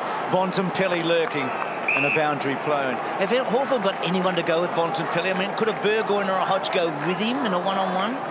Around stoppages they could. They'd have the strength around the stoppages, but I just wonder about... They'll back themselves though, won't they, the Hawks? Yep. Yeah, that's right. Liam Shields is the only one, but he looks like he's on Hunter at the moment. So high ball from Roughhead. It'll be play on. Lewis gets a little bit on it. Gets it almost away. Johannesson can't quite get through. Put Daniel under a fair bit of pressure. Daniel has to cough it up. Smith and Birchall involved. And a ball up. So you think of the tight one-on-one clearances a Burgoyne or a Hodge might be able to body him or not? They'd have the strength in the body and through the hips, absolutely. But then what happens from the contest? Can he outspread them? McAvoy did well, and again found it on the deck. Frawley, Lewis, hurriedly out of there. Gunston was being held. Play goes on. Plenty of dogs around the footy. Morris, Wood is hot. Rioli finessing, thinking his way through it. Came back, did Wood though. And eventually the Dogs force it towards the boundary, taking a wild swing Sicily. Shields, good first half, gave it to Rioli. Not 15, Dalhouse. Now Bontempelli with some clear air. Kicks inside the forward 50. In front, Liberatore, thumped away by Hodge. Ball running free inside the centre square. The big man grabs it. McAvoy down towards half forward. Schoenmakers has it. Cutting the angle towards the goal square down there is Bruce. It sits for him. He'll go in and kick a goal. End-to-end stuff again. They are the best at carrying it the length of the ground. Loose ball inside the centre square, and McAvoy, that's right, McAvoy, onto the loose ball, and Bruce, the finishing touch. They're not sure Libba is the right target inside 50 for the Bulldogs. He was the target, big spoil, and then that ball goes straight up the corridor. Gee, McAvoy was important there, was it? And Hodge, of course, but McAvoy. Well, finals are all about important moments. Bulldogs players everywhere, but McAvoy, he won it, he got it forward, and then it was a certain goal for the Hawks. Shoalmakers, he saw Luke Bruce over the top. There's been a few of them tonight where the Hawks have got out the back, but well done by Ben McAvoy. Yeah, Lingy, they've kicked 4 goals from about 10 metres out tonight, 3 from the goal square, and Sicily another one. So Hawthorn get a little bit of breathing space. Not much, but a little. Hunter, Bontempelli. Hartung did okay. Stringer, he's had some moments. DeRay just gets a little wobbly one away. Well picked up by Boyd to Boyd. Tom to Matthew, to McRae, to Morris. They spread it. This is where they'll be very, very dangerous. Cordy's kick didn't go very far. It was good stuff by the Hawks. Daniel down low.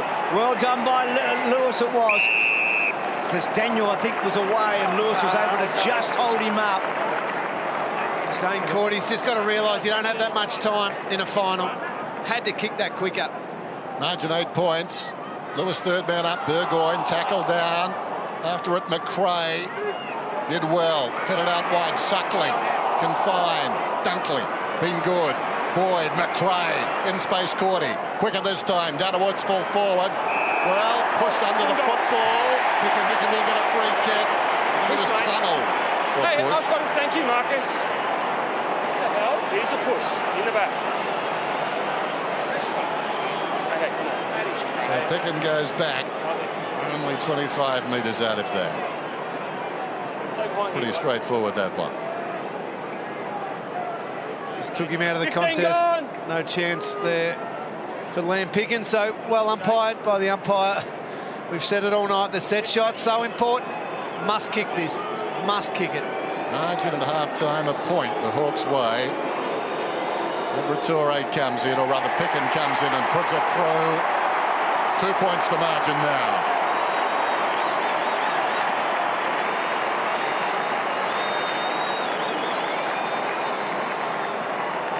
That's been what's happened to him in the last 2 years. He's actually become a goal kicker, hasn't he? He was a great run-with player for such a long time, but he's become an offensive player as well, and that makes him even more valuable. You just think if some of these players played in teams higher up the ladder, or more fashionable, more particularly now, they'd be big names, wouldn't they? Absolutely. He's one of them. Yep. Well, 2 AFL legends, one on the left. We know his battle at the moment, and the other one expecting to see him play next year. Bob Murphy on the right and Jared Ruffhead on the left. And 2 of the best blokes in football, those 2 blokes. Yep. For sure, Lingy. 54-52. What a game. Dunkley trying to get through. Mitchell trying to get it out. Smith was good in there. That's Clay Smith. He's already had a significant role tonight.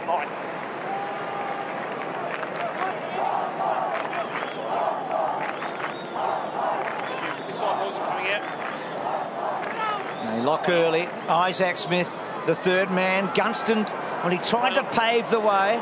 Well done by Cordy that time, and then Smith gets it away. Hodge barrels himself into the right spot. Clarko's put Sean Burgoyne to the deepest forward. Hodge short. This is Smith alongside the centre circles. Another short one to Fitzpatrick. Front end of the square. Running it long down there is Burgoyne. He's at the back of the pack. Doesn't fly. Would almost. Rioli. Brilliant hand pass. Buopolo deep in the pocket now. Gunston. Gunston kicks the goal. He's got his second. That was like lightning.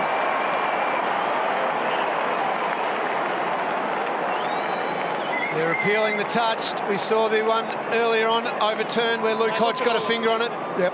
The umpires say that each goal is silently reviewed up in the box. It's a terrific finish by Gunston. Score review here, guys. Please hold the ball. We're waiting. We're just waiting. There they are. We're looking at it. We're waiting. Ball doesn't deviate, does it? I mean, it's... Well, they look for the fingers to see whether the fingers bend back in that situation, but there's too much blur there, I think, for them to be conclusive. The scorers are behind. The ball was touched. Oh, okay. That's score 2. There you go. That's 2 to 8. Another score.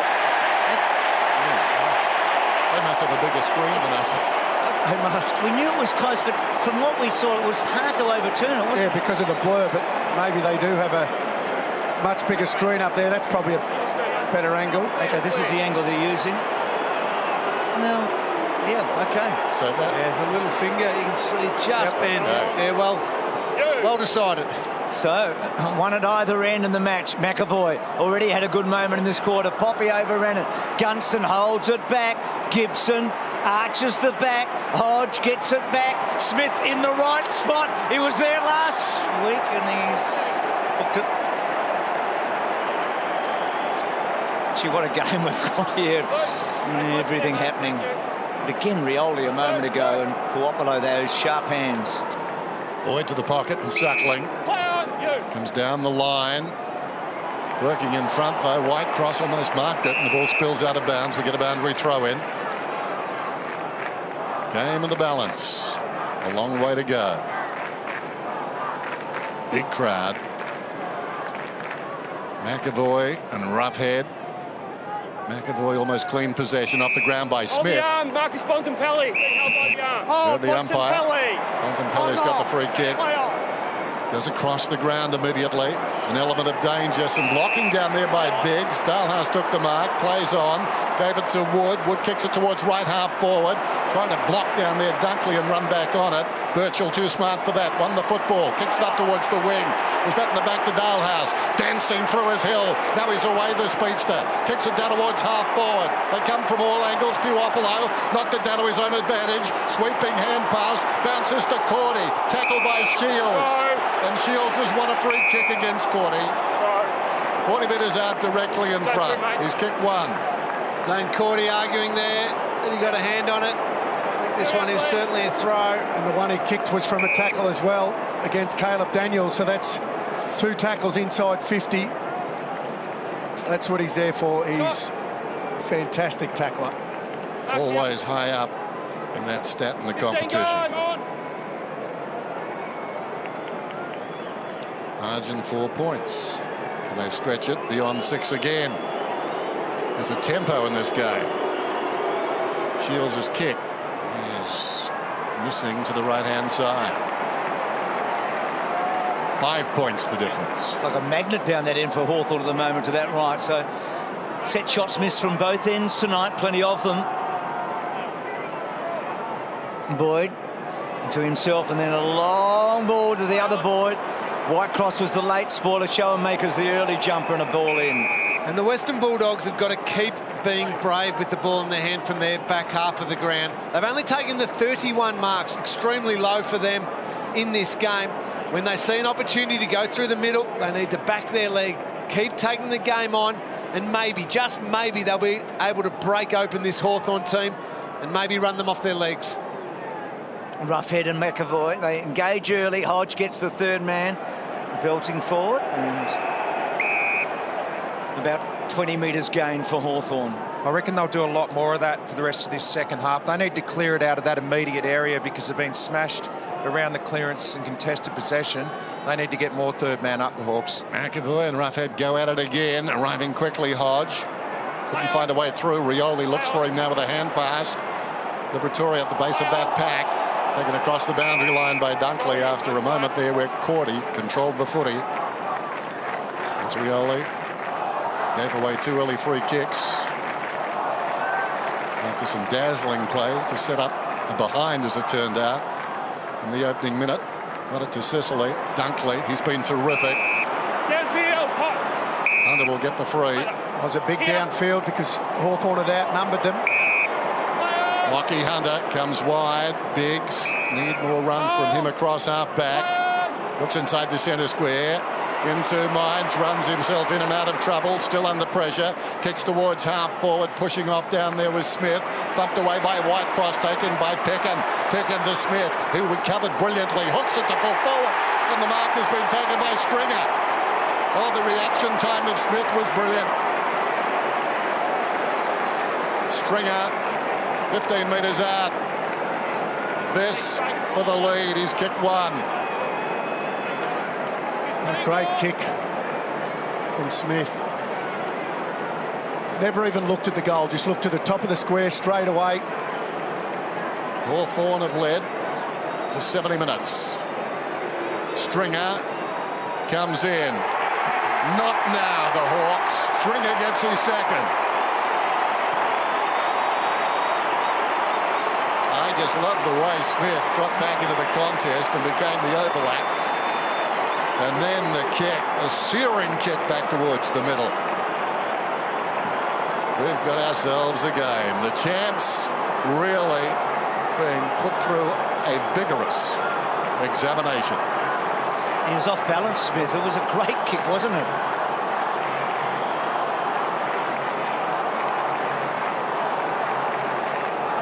He's done his bit, Stringer, hasn't he? He hasn't had a huge night, but 2 goals now, and that's all he's got to do. Keep putting himself in the situation where the ball's going to be in that forward line. He could be the match winner for the Dogs. It'd equal the biggest lead they've had for the night. The Dogs have only been 1 point in front all night. Stringer doing well to Dalhouse. Johannesson, suddenly some real bounce. A big kick disappointing. Cut off by Stratton, and they get it back. Gibson from Gunston. And Hawthorn have got to be precise here. Burgoyne broke it, but Bruce couldn't quite handle a hot ball. And now Hawthorn on the back foot. McLean back to McRae. Slowish kick, it's okay. Suckling gets hold of it. Kicked a couple of goals for Hawthorn in the prelim last year over in Perth. Clever kick. McLean denied a goal earlier tonight with a video. Morris, now they start to get some quick run. This is what they've been looking for, down that line. Johannesson, we haven't seen him run and carry so far tonight. He does there. And Roughhead's got the trip if he wants it. What about Jack McRae, Bruce? 22 possessions, just 6 kicks. His hands are playing a part in this, his run. Absolutely. Hands have been big, just starting to really open up, getting some real width in their play now, really spreading the Hawks' defence, which is in turn opening up the corridor. Well, he kicked a massive goal, didn't he, in the third quarter at Subi last week when he took a mark and ran on and goaled.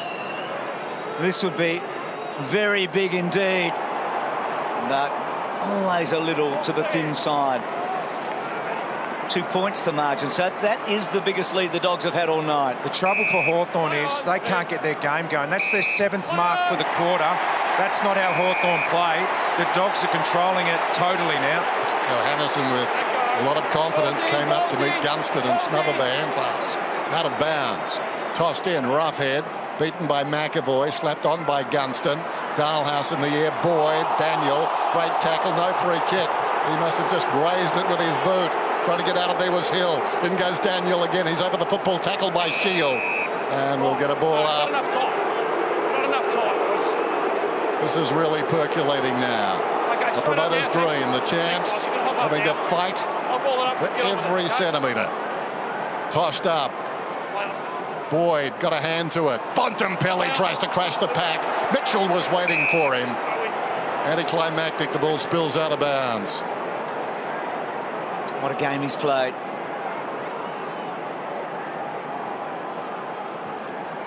When they needed him most in that second quarter. And that's that third man up. It was Gunston. McAvoy toe pokes. Suckling a left footer, goes back to Boyd. High, about 45 metres from goal. Frawley at the back. Dunkley made a pretty good fly at it. Hodge trying to get involved. And the ball not getting out.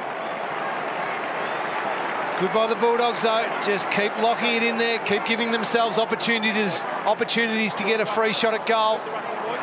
That's how they're going to turn this game well and truly in their favour. Put the pressure back on the Hawks. Stringer and McLean gets it back. Dalhouse got a fair bit on it. Gets it to a pretty good spot. Frawley gets over the top. Bouncing ball. Who can get their mitts on it? Oh, good tackle coming over the top by Frawley. Johannesson was lurking down. There's just no smoothness to Hawthorn at the moment, is there? No, not at all. Great pressure on. 2 points the margin. McAvoy took a swing and missed it. Stringer's got it in the opposite direction. His teammate Roughhead, so it's wedged between the pair.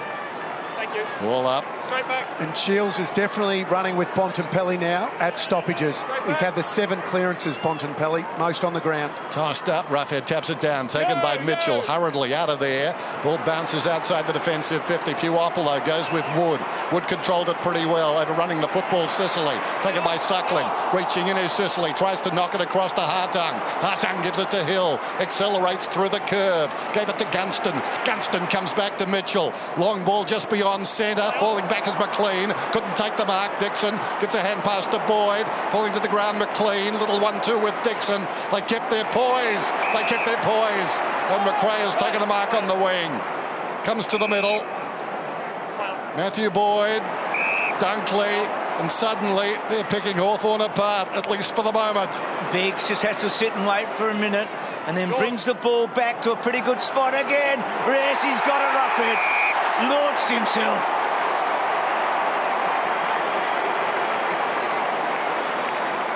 Clever play from the Bulldogs. They won the footy on the outer wing. They didn't go forward. They realised that the Hawks had numbers back. They were patient. They brought it back to the closer side and then went. Then they knew they had the big target. They knew they could go long. And Wayne, they played like Hawthorn. That's what Hawthorn have been doing for years. What they did a minute ago from centre wing to centre wing. Patience. They did. So Roughhead with another big shot and he's got it. He's got a big third quarter goal. That's big for Jordan Roughhead to back up after he just missed a shot at goal. It was a long one outside 50, but to get down there again, take a strong mark and go back and nail it, that is so important for his team. His teammates, they'll get belief from that. Oh, this is a good game of footy.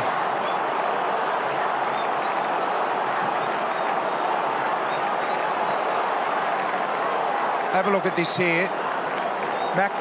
McAvoy came in late, but there was a really clever block on McAvoy from Bontempelli that set that up. Dogs by 8 points. McAvoy knocks it down, spills wide of the pack. Johannesson picks it up, goes to Boyd, throws the call. Hill gets the free. Bulldogs 6 of the last 7 goals. Hill comes across the ground, taken by Lewis, and Lewis steadies things down. Just sends it inside the forward 50 now. Big pack. Gunston got a hand to it. Bruce, brilliant smother by Hamling. Slapped out of there by Cordy. Loose ball on the 50. High tackle on Hunter. Hawthorn's biggest lead, 23 points. Let it go. Now they trail by 8. Hold there. Start behind. Play on. Here's Hunter. The ball magnet goes to the outer side. Johannesson just waits for it to lob.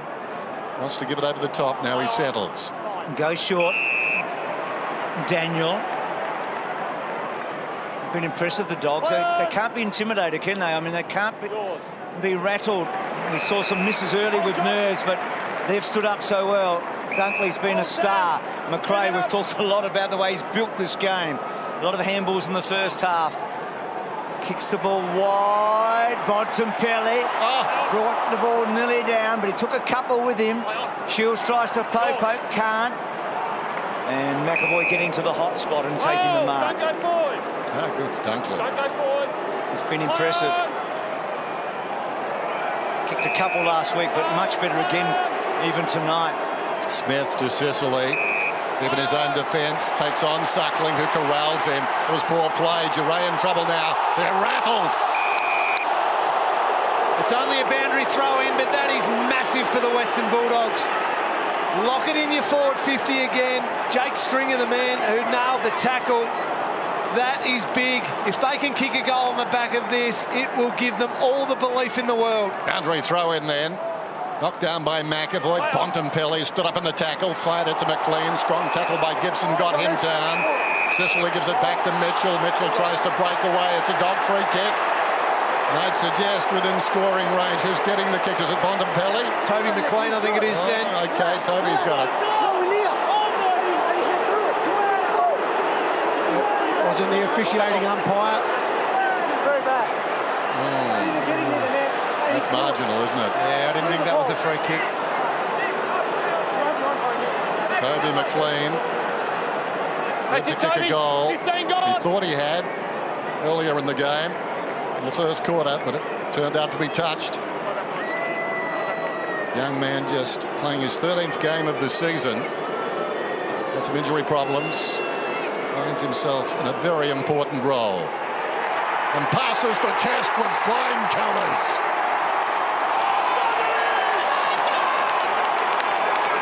Colours right now are red, white and blue.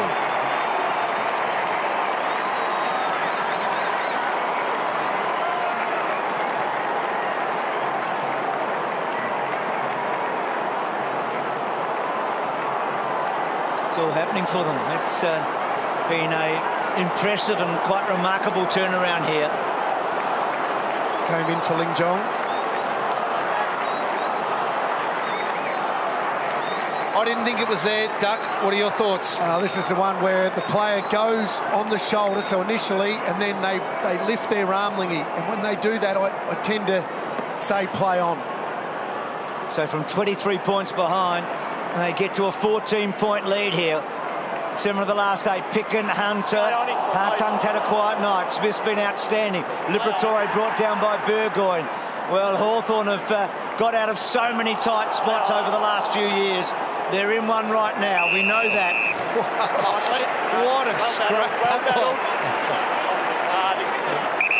Dalhouse looks like a choir boy, doesn't he? Doesn't play like one. That choir I know. Step away, 1 metre. They engage Bontempelli, that third man. They win it to Stringer, to Daniel, spreads it to Biggs. Biggs arches his back, gets around, brings it back in. Hunter lurking, left footer goes to McRae. Oh, well, Stringer, yes! He's done it! He's kicked 3. Oh, McRae.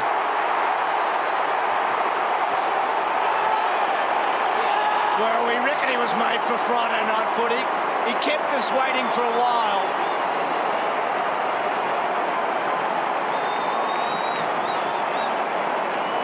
Those quick hands from McRae, and then Stringer finding a way home. Absolutely brilliant, their hands.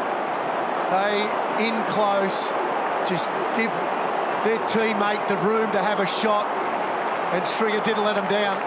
That was Bontempelli's third man up, though, at the stoppage. That started it all. He's a genius. He is an absolute superstar at his age in a final. Finals are where the reputations are made, aren't they, Richo? This is huge by Bontempelli, by the Bulldogs. Massive patch of the game. Picken had the ball, lost it eventually. Hunter getting busy, Suckling trying to pull it away there. Puopolo spinning in and out of trouble. Roughhead is over the football. With the assistance of Liberatore, they tie it up. So 4 goals from their last 5 inside 50s for the Western Bulldogs. The money is on the table now. Hawthorn backs to the wall. Lewis knocks it down. Puopolo's quick kick. Burgoyne sandwiched. And the ball up just inside the 50. Remarkable third term by the Bulldogs. Almost disbelief. They've suffered through a lot. But this team is something to give a lot of hope. Meantime, Dixon, long way to go. Hunter, McLean, but the confidence is on the rise. Beautiful pass, McRae. I think he's become like Daniel Cross. Stringer, long ball down to Woods, full forward, watch from the side. Almost there to Picken. Diving after the football is Smith. How about that? A little mustard on all of that by Clay Smith. He's got 2 goals. He's feeling it. Almost. And how big would a marking goal have been? Bontempelli again winning the ruck work, though Fitzpatrick gets involved. Roughhead gets it from Picken. High ball, Smith and Mitchell. Mitchell tries to thump it away, boundary throw in. We've talked a lot about round 3 and the build-up to this. Hawthorn the Dogs kicked 6 goals to 2 in the third quarter in that match and led by 19 points at 3/4 time. And Hawthorn found a way. They've got to know that Hawthorn will not stop coming. That's why they're as good as what they are, but... Oh, no, and it wasn't. Picken, and then Frawley, well, he's belted that out, and he's gone. Deliberate, quick play on by Picken, and that was probably not the right move to Johannesson. It was always going to be low and perhaps short, and now a stoppage. So much happening. There might have been an option past that one, and just miskicked it completely there, Picken. Bontempelli wide. Dalhouse thought McRae was behind him. Rioli got it, gave it to Hodge, only as far as Biggs. Unwinds from 55. Long ball down towards full forward. Picken Well, he won't go easily into the night. Thumped away by Frawley. Taken in the back pocket by Shields. Kicks it back towards the wing. Missing it over the top there was Schoenmakers. Spills to Burgoyne. No way through. Bearing down with Smith without the gifts. Gives a hand pass to Dalhouse to Biggs. And Biggs, not so good. Out of bounds on the foot. That's good play by Burgoyne, actually, the hip and shoulder. Look at that, third quarter. Disposals. That's a smashing. Oh, Piccadilly would have got a free kick. And a terrible handball. Mitchell running the gauntlet. Massive problems here for the Hawks. Mitchell can't get it out. Liverken, you know who. Of course it's him. It's him. You know who it is. Has any 20-year-old imposed himself like this fella? And it's on now. Well, this is exactly what the Hawks... I feel embarrassed to ask the Luke Hodge and Sam Mitchell and the Lewises. They're the ones, they're their leaders. Got to go again, don't they? Has to be a big, big centre clearance here for the Hawks. Only a minute to go, but it's a massive goal from Bontempelli. He has been massive. Kicked the 2 goals now. Had the 8 clearances. All the third man ups. Yeah. He's a special footballer, Marcus Bontempelli. Just so hard. Physical Liberatore. Oh, isn't that good? So clean. 9 of the last 10 goals to the Bulldogs. Hartung, McAvoy, Mitchell, the champ, trying to rally his mates. Hartung, well, like a Rioli. Strong tackle came from behind. The pressure mounts. McRae paddles it through. Oh, clever with the outside of the boot. Get it across to Smith. One on his left side. Beats it back to Daniel. Daniel confronted by Smith. Not here, Smith. Goes out wide. The mark is taken by Johannesson. Johannesson measures the kick.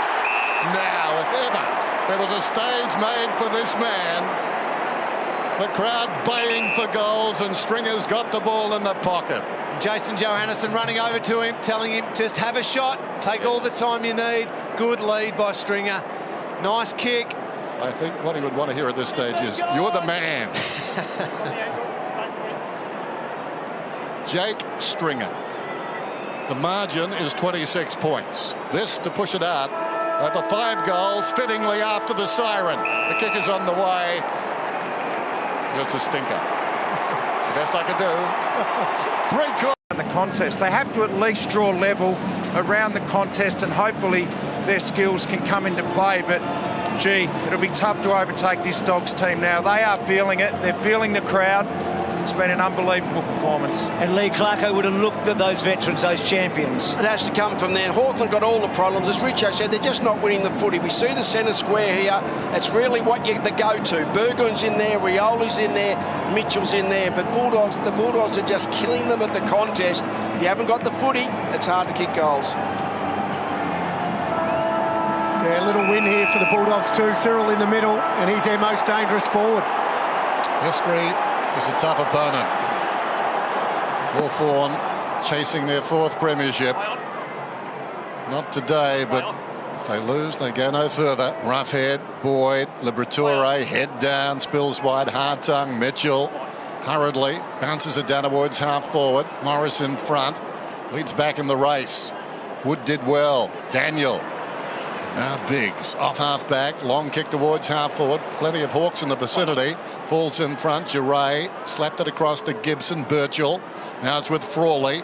And he retreats back to the numbers. Luke Hodge uses Hartung. No angle for the run though. Goes across to the opposite pocket. Stratton. And now Hill. He's trying to bounce his way out here, Hill.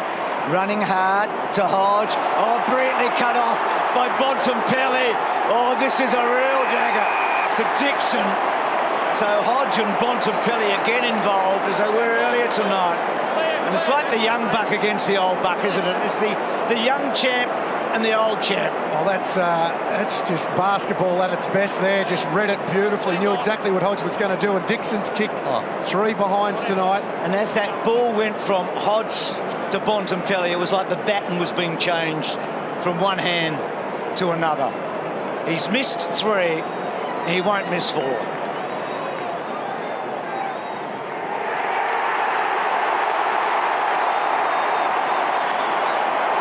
It's a big lead.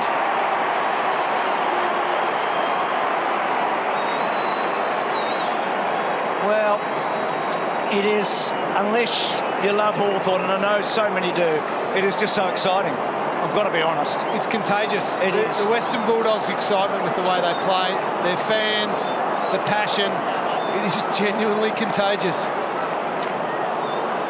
It's been a performance for the ages by one man tonight, hasn't it? We'll never forget it.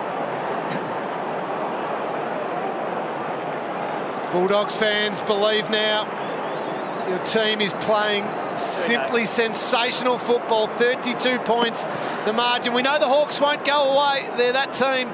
But, gee, the Dogs have been good. Daniel with the outside of the boot. Hangs in the air a long time. Gibson angles the punch back towards the boundary. Pickin arrived quickly. Off balance, though, and Frawley tracks it to the boundary line. Early going final term of the MCG. What a night. In all respects. A merging of the future and the past, perhaps. But still a way to go. McAvoy, Burgoyne, Mitchell, famous names. Puopolo runs the outer side, kicks it up towards the wing. Unrealistic on Cyril. Advantage is taken behind the pack by Suckling. Sends a long ball down towards full forward. In front, Giray. Dixon tries to push it across to Boyd. He's on all fours. Dalhouse knew where the help was. Burgoyne, brilliant. Down goes Stratton. Dunkley has been outstanding. Oh, play on's the call, apparently. Puopolo's got it on the other side. Had it forever, didn't he? But Birchall was able to get it to Puopolo. Kicks down the line. No mark taken and a boundary throw-in. Morris and Boyd, you think a lot about them, don't you? Those Warriors from that 08, 09, 10 period. They hardly missed a game between them over 75 matches. Played just about all of them. They got so close against the Saints in 2009 in the prelim. Hartung on the burst. Johannesson running hard. Good kick. Mark taken by Bruce. It's a long time ago since he missed one when they led 46-25. Yeah. It has been an avalanche since then. Thanks, Luke. That's it. Chad Easton. Yeah, mate, yep. 15 gone. Well, just has to kick. They have to kick them all. They have to do what only two teams have done. Come from 26 points or more behind. Does he whittle it back? Oh. Doesn't. He hits the post. All those narrow wins this year. That narrow defeat last week. You feel like that lucky turn is just spinning the wrong way. Suckling. Happy to be on the side he's on right now. Roughhead was up, couldn't take the mark. Picken slaps it out. Quick hands by Gibson. McAvoy has battled manfully. Kicks inside the forward 50. Hamling tackled down. So too Gunston. Puopolo quick. Shields squeezes a kick out. Well read by Boyd. The All-Australian comes up and takes the mark. You mentioned him and Dale Morris before. They've been really those steadying influences in that back line. With all the injuries they've had, Bob Murphy, Jason Johannesson, throughout the year, Boyd and Morris have stood strong. Puopolo taken high by Biggs. We'll get a free kick. Stay behind, Josh. Let's play on. So Poppy building it forward. Oh, beautiful mark by Hamblin. Goes short to Daniel. Confident, a bounce. Caresses it. He's a beautiful kick. G. Dunkley's been a fine player. He was so good in the first half when things were tight. It's opened up now for the Dogs. 22 possessions, Bruce. 10 goals to 1 since that miss in the second quarter. Tom Boyd, not much of the ball, but everybody growing in confidence. No, he's had some big moments. He's been that big target at times and hasn't got outmarked, and that at times is what he's there for, unlike the Hawks, who haven't had that big target inside their 50. Suckling, punched away by Fitzpatrick. Giray upended. In there, Liberatore did well. Won a hard ball. Running into an open goal from Hunter to Pickham.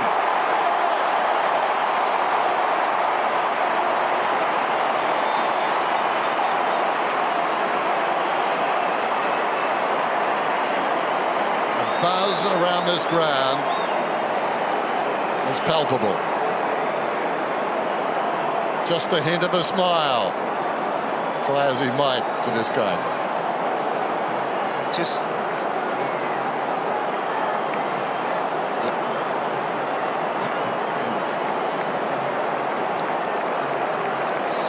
Picking with a couple of goals. It was great by Hunter. There's two sides to every story. You think about what Hawthorn players are thinking now, coaching staff. You also think of this, either the Giants or the Bulldogs are into the grand final. Either the GWS Giants or the Western Bulldogs will be playing in this year's grand final. It's massive. 1961 for one, and the other one, well, Gubby Allen said to you and I, Dennis, about before they'd played a game with the Giants, he said, we're going to be really bad for a while, and then we're going to go from really bad to really good. Not good, but really good in a hurry. He's not with them anymore, but he was right. Mitchell gets us smothered. McRae. It's been remarkable. They've kicked 11 of the last 12. This is the bloke that it's all centred around. Bontempelli to Hunter. Hunter wide. Stringer. Oh, go back. And the architects of that passage of play was Jackson McRae and Marcus Bontempelli, as you just called, Bruce. Both of those players superb. Smith, he was important with his couple of goals earlier on in the game. And then Lockie Hunter getting on the end of it as he's done all year with his hard running, good ball use. And you reckon this one might bring the crowd to its feet if he nails it from out here. Jakey Stringer, they love him at the Western Bulldogs. He's had a beautiful package tonight. He's kicked three pretty good ones, hasn't he? Josh. No, it's going to be across the face. Hawks trying to defend it. Fitzpatrick takes the mark. Gibson to Smith. Out of defence. Gunston left half back. Now he plays on. Duray running out of space. Feeds it back inside. McRae did well. Knocked it across looking for McLean. Chopped off by Burgoyne. 1-2 with Gibson. Now it's taken by Fitzpatrick. Mitchell misses the target. Off the ground in hope by Hodge. It's straight to Suckling. The margin is 37 points. Play on. Suckling to Daniel. And the Dogs have dominated the second half. Play on. Truth be known, the last minutes of the first half as well. That was important. Suckling goes to the outer side. Smith battles out there with Stratton. He tried to feed it out, but he's outnumbered. Look at that, 3-on-1. They've still got the appetite. Hunter, surgically, down the line, finds Dixon. Just think of the job they've done on the two grand finalists in the last fortnight. I mean, West Coast and Hawthorn from last year.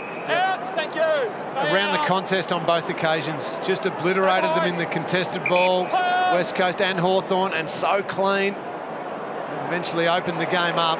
It's been impressive. It has been super impressive. This is a team that didn't get that bye in the last round. Yeah. What a difference it has made to them. Hunter belching forward. Hawthorn with the numbers. Pickens been deadly around goal. Bouncing it home. He's kicked three. Oh, what a night. What a night for them.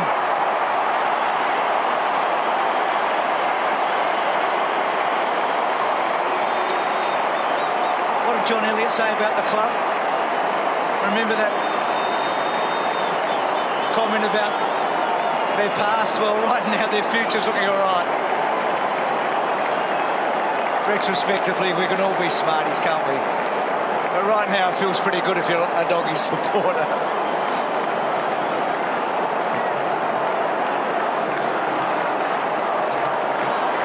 I reckon every team would want this bloke in their team.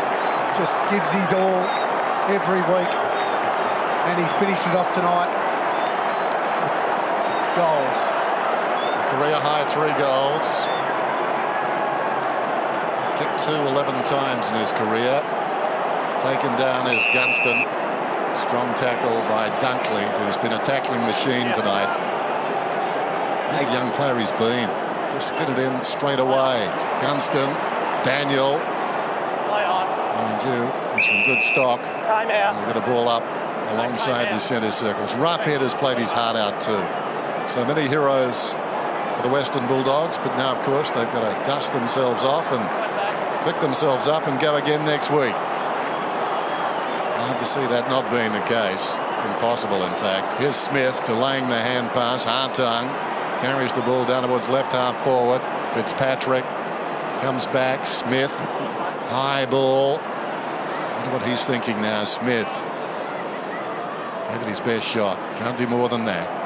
Roughhead is tied up and will get a ball up. That last stat that came up on the screen, 12 smothers to 3, that's just the Western Bulldogs. They just do all those little things every week. Gunston, McAvoy, Shields, getting it back, bouncing it, rolling it. Yep, he's got it. So Shields gets his second goal.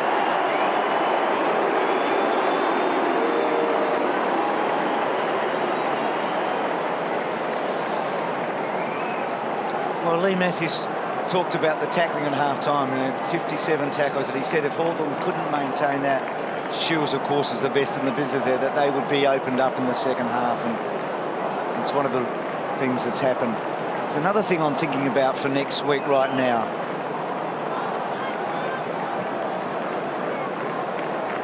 I'm just thinking about next week, 23,000 capacity, 24,000 capacity for Western Bulldogs and GWS Giants. Now, you just don't feel that it's going to be right. I mean, you look at the swell here tonight. I agree with you, Bruce. I reckon there'll be 24,000 Bulldog supporters wanting to go up to that game. They believe right now. They want to be there. They want to see that preliminary final. Chances are they probably won't get a chance. GWS have earned that right, though. Clearly. Mitchell downfield. Now it's going to be Fitzpatrick's ball anyway. Comes short. Gunston. Right on the 50. Cray stands the mark. 1 metre forward. Gunston. Early in the game, perhaps he could do this trip. Problematic now. Not trying, just setting it up towards the kickoff line. Big pack at the drop. In front, Daniel. McLean did well just stepping through the congestion. Kicks it out towards the boundary. Now, was that intended for Pickett? I reckon it was. Umpire doesn't share my optimism. Play on's the call. Jaray's got it. Hawthorn drives it back inside the forward 50. It's a last hurrah by the Champs. Knocked away by Roughhead. Coming through strongly, Morris. Still going, Morris. That was brilliant. Biggs and McRae slips it forward. Johannesen runs the outer side wing. McRae pushes up and will get it again. Got it from Dixon. Comes to McLean low down. Back to McRae. Great stamina. McLean to Johannesen, who was involved moments ago, and now he hits Boyd on the move. See, they're impressive, aren't they? They're just about the best handballing team we've seen in such a long time. We saw that in close against West Coast last week, didn't we? No, without doubt. They've done it all year. Hambling, who got your number, didn't he, Lingy, at Geelong, number 45? He did. He had a few years at the Cats. 2012, his first season. He did inherit the number 45. Jim McRae's had a night. 36 possessions, Bruce. He's been wonderful. Had a month off. So many of their players came back, we know, for that final.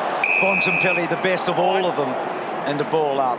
I think they find him a frustrating player at the Bulldogs, but he has the potential to be a great player. McRae? Yes. He's a smart footballer. He just reads it so well. He's the icing on the cake, isn't he, in many ways? There he is again. Bontempelli. They're a contrast of each other, but they complement each other brilliantly. One's an accumulator, the other one is a match winner. Play on! Play on! Dix told to go. Short to Wood. Is it right half back? 64 plays 101. The team of a generation is taking its leave here tonight. Thanks for the memories. Hawthorn, Gibson down towards half forward. Little chip pass. Bruce has taken the mark. 55 metres out. Daniel is off, exhausted. Puopolo in the pocket takes the mark. There's Daniel. Paul, 2 metres to your Marvellous season. Puopolo. Thanks, Joel. A career out of not very much, at least that's how it appeared on the surface. What a player he's become. Now, hopefully he's okay. Puopolo comes in. Kick is on the way, and it's always Skinner. This is to the near side now. Daniel is frustrated by all of this, so there may be a story here. Hopefully not. Just tight hammies, eh? Well, what a ride it's been for the Hawks. Just wondering, that contest, Daniel may have just hurt his shoulder a little bit. Doesn't look too bad, though. They're not giving it too much attention, but getting a massage. A well-deserved one. Caught it. Birchall cut it off. Good tackle from McLean, and then a strong tackle from Smith and Dalhouse. Two of them. Thanks, guys. Please let him up play, thanks. That's it, Lingy. Thanks. Thanks. Overstretch that shoulder. Okay. Well, they've had a horrid run with injuries, haven't they? The biggest of them all against Hawthorn in round 3, but they've overcome so much. Liberatore kick to half forward. All done there. Dunkley getting it on. Sicily, not a huge impact. Looked good early. Holding the ball, Bulldogs. In fact, a hard tongue in Sicily. Haven't brought a whole lot to them, have they? Tonight. Sicily, as I said a bit early, Smith's been outstanding. 10 tackles now for Clay Smith. To go with his 2 goals, he has been outstanding. Inspirational. When things weren't going perfectly for the Bulldogs, he was the one who stood up. Yep. Sets it up to about 25 metres. Hawthorn with all the numbers. And McAvoy gets back to take the mark. Play on. Hartung, Birchall, Smith. Yours, mate. Out wide. Bontempelli covered a lot of ground. A draw is a win. Boundary throwing. That's good news. Daniel wanting to get back out there. Inside the last 7 minutes. To the back of the pack, McAvoy. McLean in trouble. Liberatore, Hunter, Boyd, knocked away by Hill. Merging with it, Mitchell. What a player. What an impact. Smith, Birchall, now Stratton, Sicily, Smith bearing down. Hill runs hard. Feeds it ahead. Gibson, back to Hill. Kicks it out wide looking for Gunston. It runs close to the boundary. Gunston trying to get across on the angle is Biggs. Kick goes long to the square. Fitzpatrick. Well done by the Hawks. He's 5 metres out. He took the mark in the goal square. No angle here. No time to waste. 15. Well, no on the mark, only 3 metres out. It's a goal.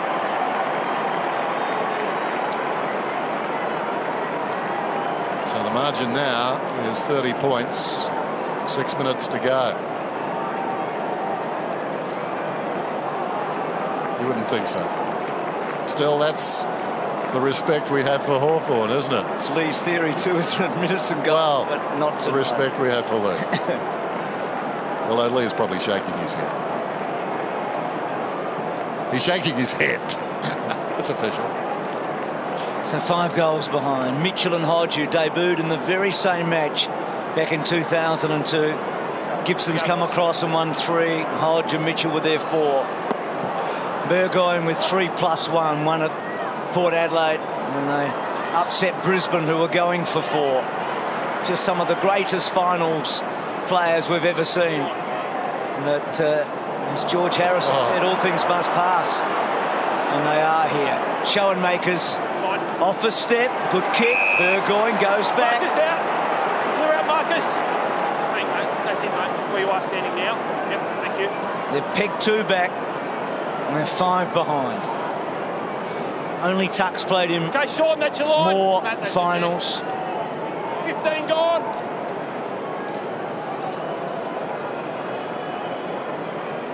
He's played in 20 winning finals, Burgoyne. Only Tuck and Martin Pike have played him more. It's a good kick. Has it held the line? Has it held the line? He's kicked it. They're back to 4. You've got to love this about them, don't you? I mean, they are down, they're out, and yet they've been able to scramble 3 goals. If they get the next set of clearance, there'll be some sort of a feeling here. They will believe. They will believe. They have done it so often before, got so much experience in there. They will think they'll be looking up at that clock constantly, knowing if they can win this set of clearance and get the next one, they will think they can still win it. That's what champions do. That's what champion teams do. They never think they're out of it. The biggest lead, 43 points. It's now back to 24. Bulldogs need to control the footy. Big collision there. Oh, gee, that is a big call. Watch it again. Straight away. Oh, yeah, that's the right call. Stay there. McAvoy's got it. Comes out wide. Gibson peeling off half back. Relentless. Here they come again towards half forward. Hodge has got it. 52 metres out. And the Bulldogs have to snap back into this game now. Hodge, long ball to the goal square. Back goes Roughhead, didn't take the mark, controls it, claims the mark. That's good thinking. Even if he didn't think he marked it, he was able to retreat across the goal line. Now the Bulldogs have just got maybe just a minute here, Duck, of just... Hang on to the footy. Yeah, hang on to the footy. Maybe a couple of stoppages in a row. You'd think it's still definitely theirs, but just to make sure of it. Perfect. Lucky one fell in Jackson McRae's arms. Now they can just settle it down a little bit. For the Hawks, they have to man up. They have to make sure there's no easy kick. They can't allow the Dogs to do this. Go forward. Clean from Bontempelli. Go forward. Been so good at turnovers tonight, the Hawks. So down that line, Burgoyne a little touch to Mitchell. They've been so effective with that over the years. Poppy couldn't quite tackle on Suckling. Suckling getting deep into a final series again, this time with the opposite team, eh? I mean, remarkable. He played every game in the year they got beaten by Sydney. He didn't play a game the next year in 2013 when they won the first of the 3 grand finals and then played in the next 2, and now he's on the team that puts them out. And there's that minute, Liggy. They've just been able to suck up a minute and a half now. And now they are home. That is a dangerous kick. Once again, the man trusted by McRae was Bontempelli. He did it last time he kicked it to him. And that time he went to the middle, if you don't mind. But that is the Western Bulldogs. Bontempelli back up wide towards the boundary, and it runs away and out of bounds. And that's what I was talking about. Sometimes he can frustrate, but McRae that time was a dead-eye dick and kicked it to the right man. McAvoy down behind, Mitchell away, Gibson, white cross inside the centre square, high ball, numbers with the Dogs, in from the side. Cyril virtually unsighted in this term, goes in after the footy. Boyd was courageous, well done by Hunter on his knees, knew where the help was, gives it to Cordy. Cordy a high ball back towards midfield. Ruffett has played a game, soared high. Daniel gave it to Bontempelli, goes down towards half forward. Here's a chance for Boyd. Gets it across to Stringer, and then does he get a good bounce here? It sits up. Isaac Smith to Sicily, who kicked the winning goal back in round 3. That seems an eternity ago now. Back to Sicily in a 1-2, and that kick down the line. Sean Makers, Hunter gets across, cuts it off. Johannesson back to Hunter. What a fine season he's having. And picking with these 3 goals, all in the second half. So important. Crowd figure, by the way, we're going to put up in a moment. It's massive. And it is the biggest crowd that have ever seen the Bulldogs win any football match ever. Wow.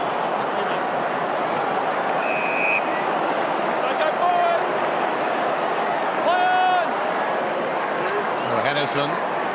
So there it is, 87-8. No, haven't seen a bigger crowd. No bigger crowd's ever seen the Dogs win a match.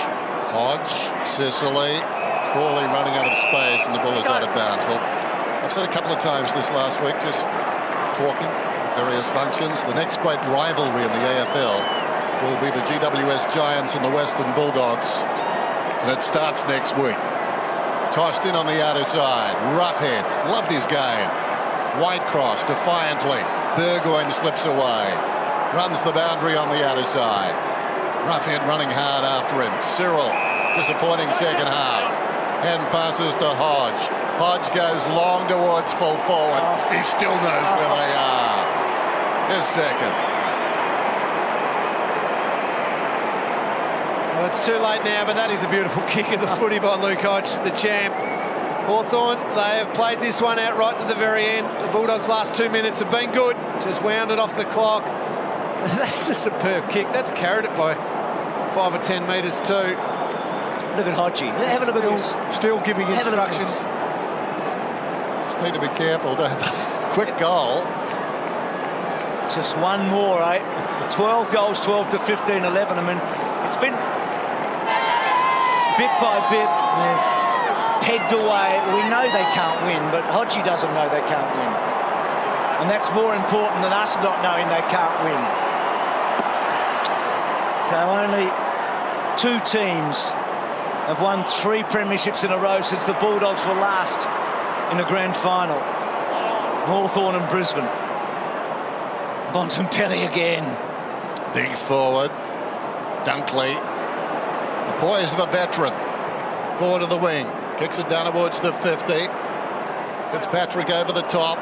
Crashed the pack.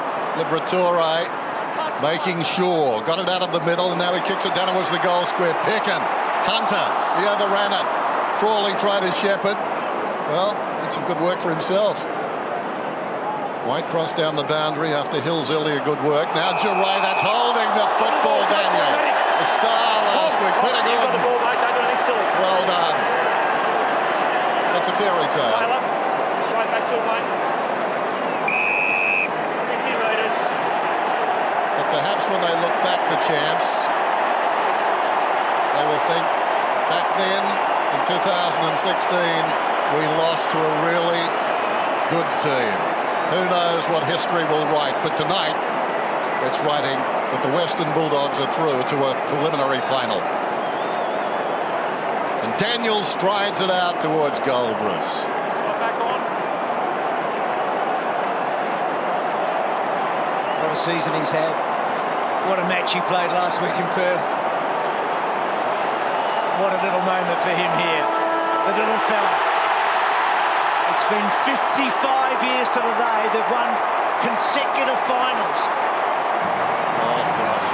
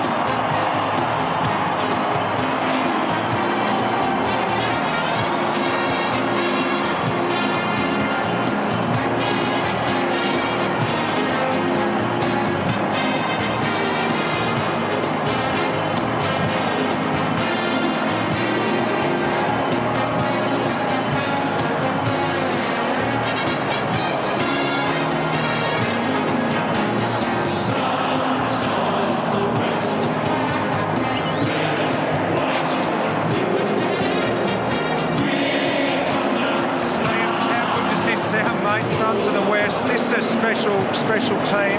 It is building. You've just beaten a team that's won 3 premierships. It's unbelievable. Yeah, it's really exciting. Unbelievable effort tonight. We got down by 4 goals, but you know the heart and courage the boys showed to come back and win like that is fantastic. There is an incredible belief building in this team. You can see it. You can see it watching. Do you feel that? You must feel you can go on and win this premiership. Yeah, that's right. The last couple of weeks, something's clicked. So the belief's there. It's unbelievable. The excitement's there and the fans love it. Mate, well, you're feeding off this crowd, especially in that third quarter where you really put them to the sword. It felt like you were really feeding off the crowd. Yeah, that's right. The Bulldogs come out here and they dragged us in that third quarter. It was an unbelievable quarter and the fans were just roaring.